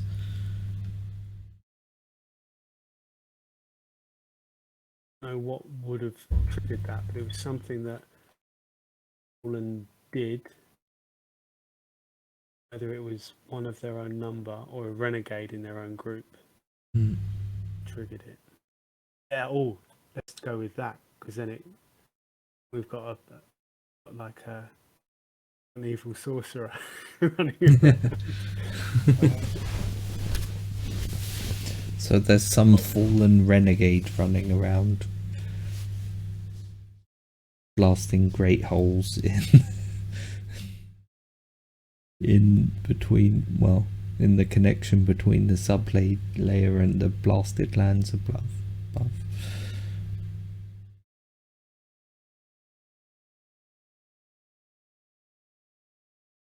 I mean, this could be a thing. This could be a thing. Obviously, it's a thing. But I mean, in terms of it's a recent historical event that could have been quite damaging to this group.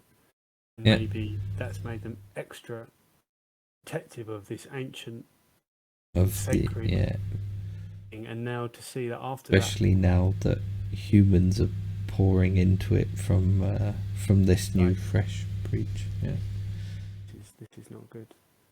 Mm. Yeah. Cool. Okay.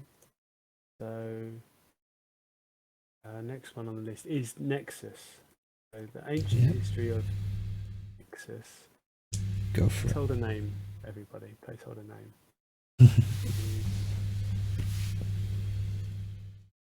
T1. Kish magic.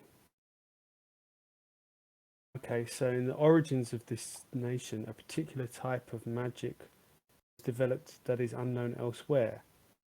Its practitioners keep its secrets well. Thoughts?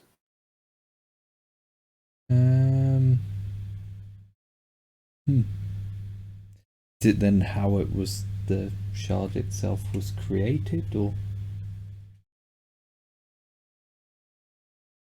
That crossed my mind, but then it suggests that if this was the original site, then that would put this as the first shard, whereas that would be Shard Prime's role, surely.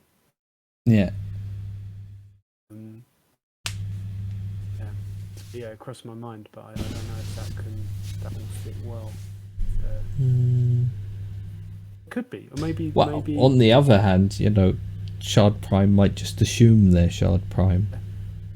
They may have just told themselves over and over again that, no, we're the first shard and the most important shard. And maybe in the ancient past, it was, Nexus did spring up, but then rivals fled. There was some kind of conflict, and the rivals fled to Shard Prime, and then they thrived. But then maybe they sabotaged Nexus when they were leaving or something as well, and then stunted its growth, and then it only re-emerged like centuries later. By that point, Shard Prime was towering above the scar, and it was home to these verdant forests and orchards, and maybe the Nexus was where the magical connection between the shards was created. That's a good one. Yeah, hence the name, which but hence the name, which will now become a synonym of Nexus. Yeah, that's cool. Like the crossroads.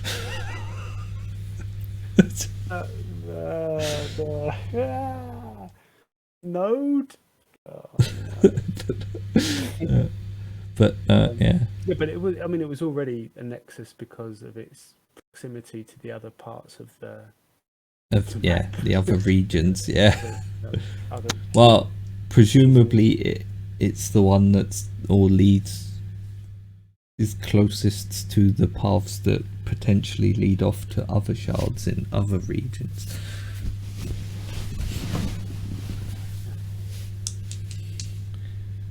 I'll go with that though.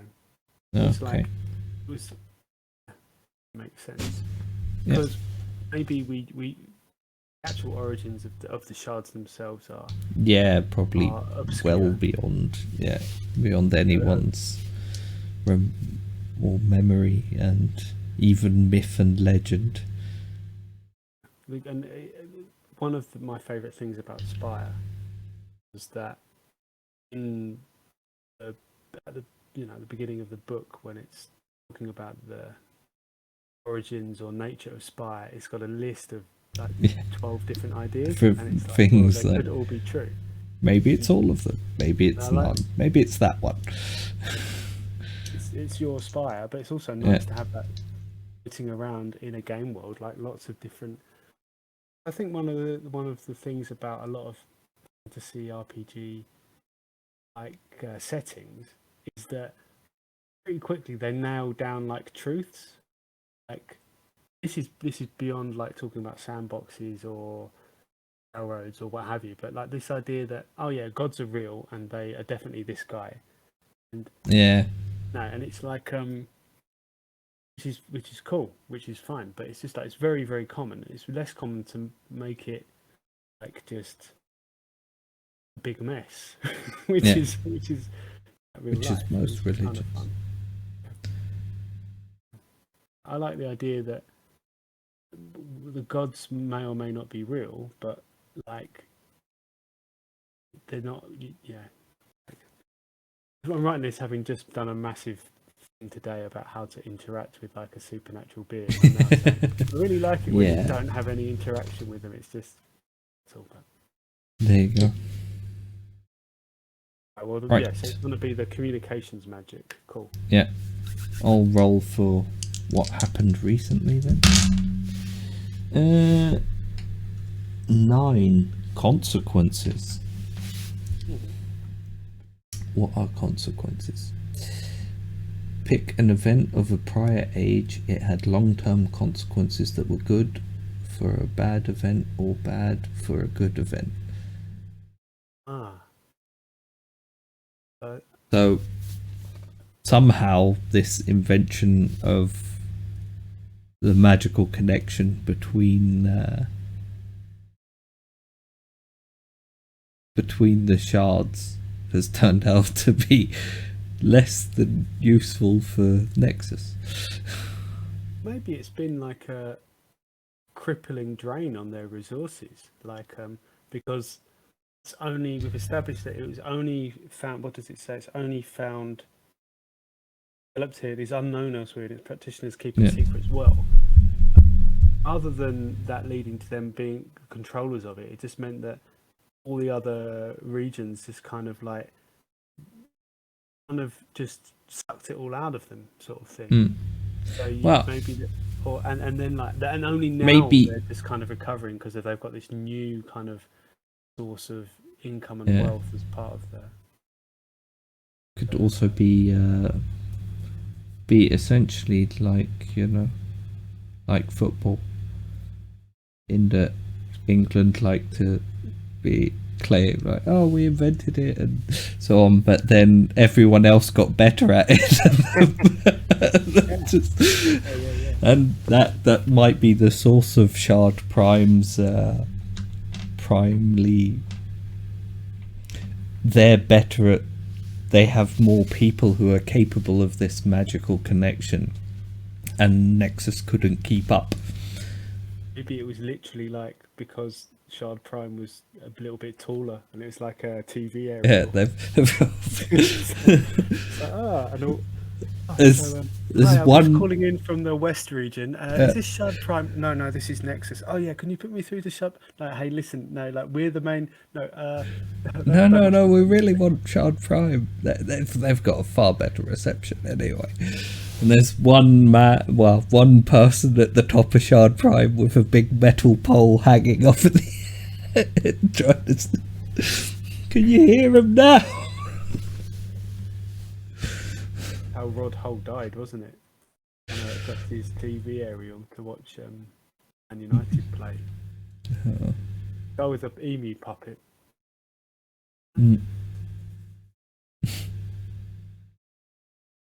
Those of a certain age will remember Rod Hull and Emu. Yeah. Yeah, I really like that. That can work. Yeah. We can work out the finer details later, but for sure that Yeah. So it's been a drain on their resources where the other shards have actually gotten better at it over time, and only recently has Nexus been able to sort of keep up. Now the tables have turned somewhat because the wider contact with the wider regions is now has less value because like we're maybe sharing knowledge and and magic and lore and things like this useful. Now we're entering a new era now because there's a new frontier, and Prime is stuck in this old way, which ironically Nexus actually set up. Yeah. Now things are flipping round once again. Okay. All those noble houses with their grand temples and their house makers who they employ. Yeah. Yeah. And then, and meanwhile, I feel like the Citadel is definitely the ugly sister out of these three. It's like the just has this weird like The Nexus is the forward-looking one, and the other two are both stuck in the past in a certain kind of way, aren't they? Yeah. A different way to one another. That works out nicely. And then you're going to roll an ancient event for what time?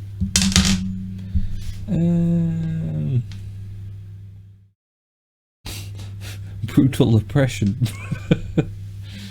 What was that you cut out then? Brutal oppression. Brutal oppression. Yikes. One portion of the group was reduced to a state of wretched subservience by the rest. Origin story of Shard Prime 2. Do you want me to re-roll it? Doesn't. Well, the thing, if I flip it, it comes out as 60, which is New Horizons, so that doesn't, we've already had that. But I feel like brutal oppression doesn't really fit our theme of these shards not necessarily being dystopian nightmares. We'll see. Yeah. 79. Religious fall. There you go. Was that religious fall? Oh, okay. 79 religious fall. Okay. No. Oh. What did we say about religion here? Yeah. No, that fits nicely. Sort of the usurpation of religion by houses for their own purpose, or mostly for their own worship. Maybe indeed these noble houses grew out of something connected to the communication magic thing. Yeah. So they're the groups of people then that were most skilled at this magical communication, and over time they've grown into houses of prestige and power in Shard Prime. But as time and because there's so many of them, they've because there's so many of them. Well, because there's so many of them in comparison to the other shards, then you have these rather than the other shards probably have more structured government, whereas here it's fallen into all of these different houses that run things, but there's so many of them that they don't really have as much central control over things, and that's why they're falling behind on because it's fine when you're more or less self-sufficient. You can have that kind of fractured and pluralistic kind of thing, like polycentric. I'm trying to say actually, so you don't have like one core power, but you've got like lots of different, an oligarchy, I guess. Then they do have that little dependence on the outside that slowly is going to start to become harder and harder for them because they're not actually providing that much in return that people can't already get. Mm. So yeah, they're becoming sidelined. Yeah. Okay, I'll roll for a contemporary event. Yep. And then after that, we'll finish off, I think, with the Citadel. 59, we've rolled already is New Horizons. Yeah. I'll flip it around to 95. Yeah, sure. Weak throne. So, well, this just contradicts what we've just been saying. Central government became weak and feudal lords or subsidiaries gained much effective independence. Which could tie in with the history of the place, but this is a more recent event, right? Yeah. So we've already said the noble houses have usurped the clergy. It Yeah. would just be kind of a little bit lame to go. And then they recently And they took over. Yeah. Then they took over the rest, but that wasn't as good as people thought it was going to be. Well, hang on. Well, let's just keep ourselves honest. Shall I just have another look at New Horizons? You can govern new territory, underground realms, all the like. They've discovered a new horizon is just maybe they were the first groups to find the archaeotech in the Obsidian Mountains. Yeah, because they're kind of nearer to that than the other places. Yeah, and you did mention that earlier, so we could tie it in that way. That's possible. Yeah.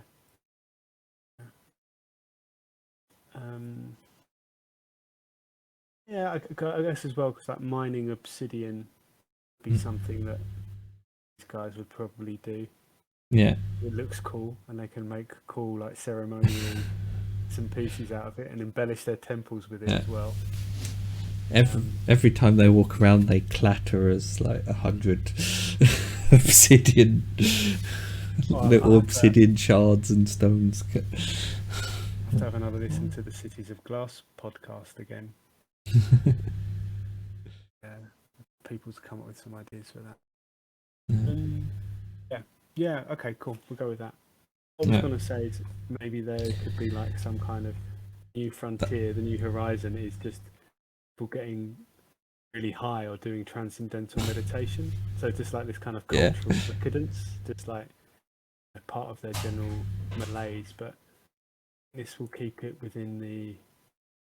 Well, I think if they're the ones that have started off this race to mine the archaeotech that they found in, it sort of keeps them in the game a bit, rather than being totally like, oh, this is the old decadent shard prime that is slowly collapsing in on itself with no real and they don't way care about of us, and we've got no interaction with them, so they're just kind of there for no reason at all, other than because it'd be fun to visit with a group for a bit, but you know, if there's nothing going on there other than these houses are trying to one up each other, but the whole place is basically slowly decaying.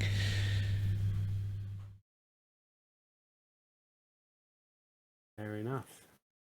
I'm gonna say though that also found some weird drugs in the megaplex and do those. Yeah, sure. They're huffing motor oil from an ancient ship. I think it's an entheogen. Okay, they founded the archaeotech exploitation, the megaplex, after that might edition. That might also be another aspect of it, though. They found it, but then they're doing things like that with it because it's sort of it's ingrained in the culture they've created, and they're not really looking deeper at, oh, what could we do? Whereas the other groups that come there and go, oh, well, yeah, this is actually interesting, this is technology we could use to build this or do that. Yeah, like the square brackets traders are like, Yeah. we've been here before, we can do this again. Yeah. We can People build who even bigger Jabba skiffs. Good. Right, so then last one, the Citadel. Yeah. And I guess it's my turn to roll the ancient Ooh, dice. I get the last dice roll. The very last dice. 45 immigrants. Large group of foreigners entered the land more or less peacefully. May or may not have been welcomed. This is the origin of the shard. So you have established that they are pious, they have this rigid church structure, which, you know, is becoming less and less relevant, but they're trying to push back and sow a bit of disarray down in the pit. So religion, you know, it's the same basic religion of the other shards. But they have this kind of chosen people mythology, you know, like this idea that, you know, it's starting to sound a little bit like Old Testament, but they came across the shard like after wandering through the desert, something like that. So they, you know, they arrived at the promised land, and then they so in their mythology, they believe that they were the first ones to make use of the shards, not Shard Prime or Nexus. The Nexus Shard Prime might believe that, oh, you know, we've always been here, it just grew out of the ground, thus inside it, perfectly formed and beautiful. And they have a slightly different take on it. I like the fact that now basically all of them have a sort of set mythology where they were the first shard.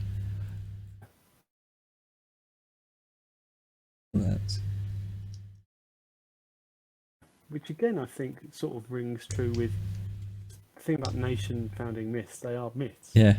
The idea of like a continuous state is just nonsense. There's just like so much that separates, like, founding myths are always tied to dubious practices and dubious beliefs. Always, anyway. Like, oh, by the way, didn't you know I'm descended from some king somewhere long ago? That's important, and that's why I get to found this nation. Or, you know, you can chuck some wolves in the mix. So, with that in mind, what do you think their relationship would be with the Fallen? And I don't mean they probably don't have any real relationship. What do you think in terms of their own the Citadel mythology? Because they might on the one, they might see themselves as being shared ancestry or history.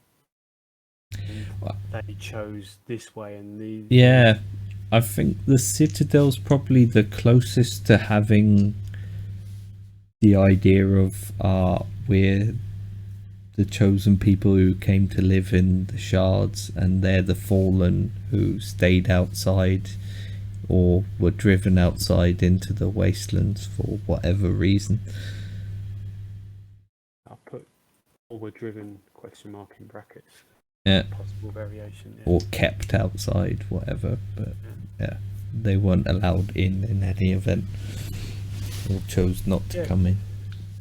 And the Citadel probably has that, like, somehow worked into their founding myth, more so than any of the other shards, who I imagine don't really think too much of the Fallen. How do they connect to us? Like Shard Prime probably doesn't really think about them at all, but there'll be a few adventurers who are going out to these Obsidian Mountains who will either come into conflict with them or might even, like, you know, form alliances to kind of move through territory or even share labor or tools or something like that. In the Nexus is probably the one that has the most direct contact, but even so, it's just a few people who are meeting groups connected via the traders, like when they're venturing down to the salt forest and stuff like that. So, it's pretty cool. So anyway, that's a nice origin myth, and then we're going to go with the final roll. Final roll, Mr. Dun, dun, dun. And it is exquisite art. Oh, that's nice. There you go. See, we managed to keep it non-dystopian. Apart from like the whole leaving people out in the choking desert. They're the bad ones, though. They obviously sinned. It's a myth. Who knows if it's true?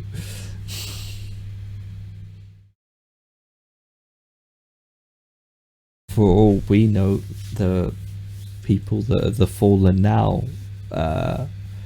like the group may have split up. Some went, oh no, we should go inside these strange shard-like structures that hang on the edge of the canyon, and the fallen went, no, look, there's a big hole in the ground there, we should follow that, it looks shiny in there. And that's how the two split up. See ya. Okay, we'll catch up next year. See you later. Yeah. Good luck. Hope your way works out. Yeah, you too. Yeah. Maybe like among the fallen, they refer to the dwellers in the shards as the fallen. Yeah. Before they chose this weird. It chose to live inside big crystals or something. Yeah. I mean, it's hot enough outside as it is without going in. Work. I've heard that they've turned into lizards and just get heated by the sun all day long. So, yeah. I remember, are there lizards though? No. Okay, this exquisite art. Yeah. What do you think? What is it? The group produced art that is revered to this day, either in general or in a specific medium or form of literature. So this is fairly recent as well. Oh, what it could be is just a continuous set of their culture. It's a possibility, isn't it? Like, it's like they historically they're known for this. Yeah, they may just be renowned for their artwork. Yeah, it's all a bit religious themed, but yeah, because well, you know, some of the the great masters painted almost exclusively religious subjects, right? Yeah. Or you know, and churches are, you know, works of art. Cathedrals are works of art in themselves. Mm-hmm. And of course, how much of great works of great composers were religiously themed. Could be music, could be but it could just be a whole culture of art in its various forms, but it's built around these creation myths and the religion they have and so forth.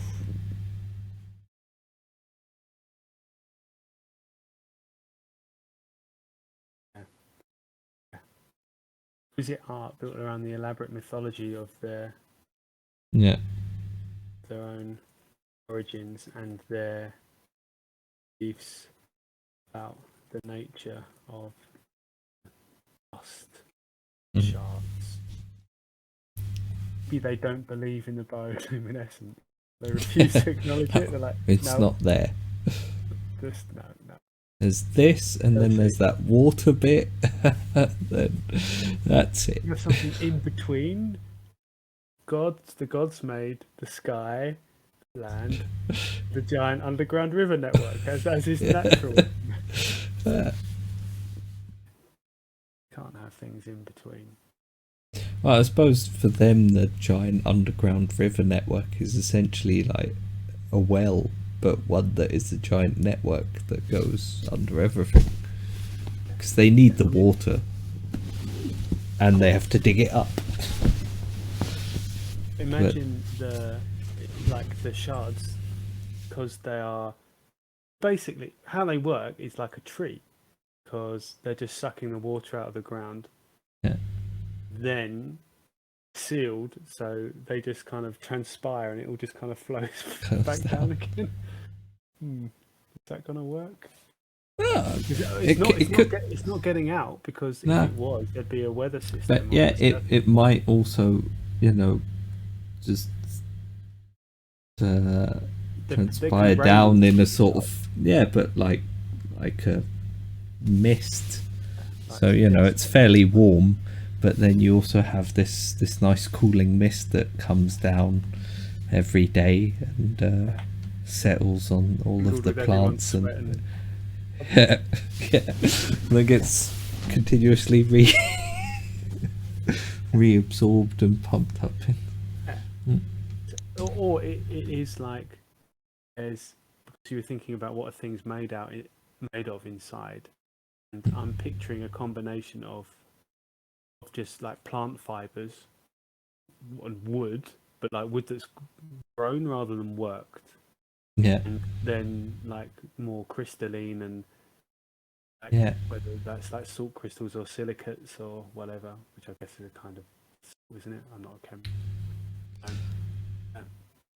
A combination of things which just are grown could be one of the great skills of like being a craftsman a craftsperson in pieces, is the ability not to fashion it with your hands, but to train it and grow in a particular way. Like in the Citadel, that might be one of the forms of, or might be the exquisite art they're known for. The way they can shape crystals. Yeah, the way they can shape their bonsais. That's the ultimate goal, isn't it? That you don't assemble a structure out of materials by hand, or you don't get a robot to like 3D print it. You just grow it. You just like, tree is just such a perfect thing. If you could just grow that to be more conveniently shaped, to have like that would Wi-Fi transmission, we're done. We're there. What these guys have, thanks to Nexus. There you go. Yeah. Highly looking up. And that one person holding on to the top of the shard. There could actually be a figure who this is like the great secret of Shard Prime. You have like one vessel who is conducting all of the like the transmissions from everywhere, and they're just like completely worn out. They're like, kill me, and just like, no, you're in one of those old-fashioned switch. Yeah, I'm putting you through now. I was kind of picturing more like someone inside like a chaos engine, but that way's funny as well,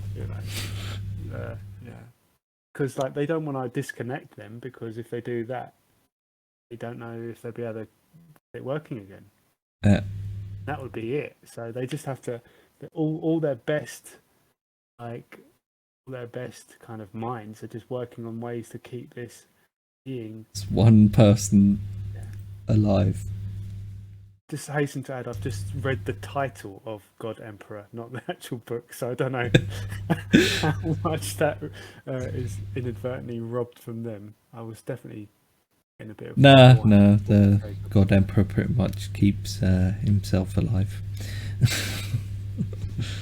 all of the God Emperors.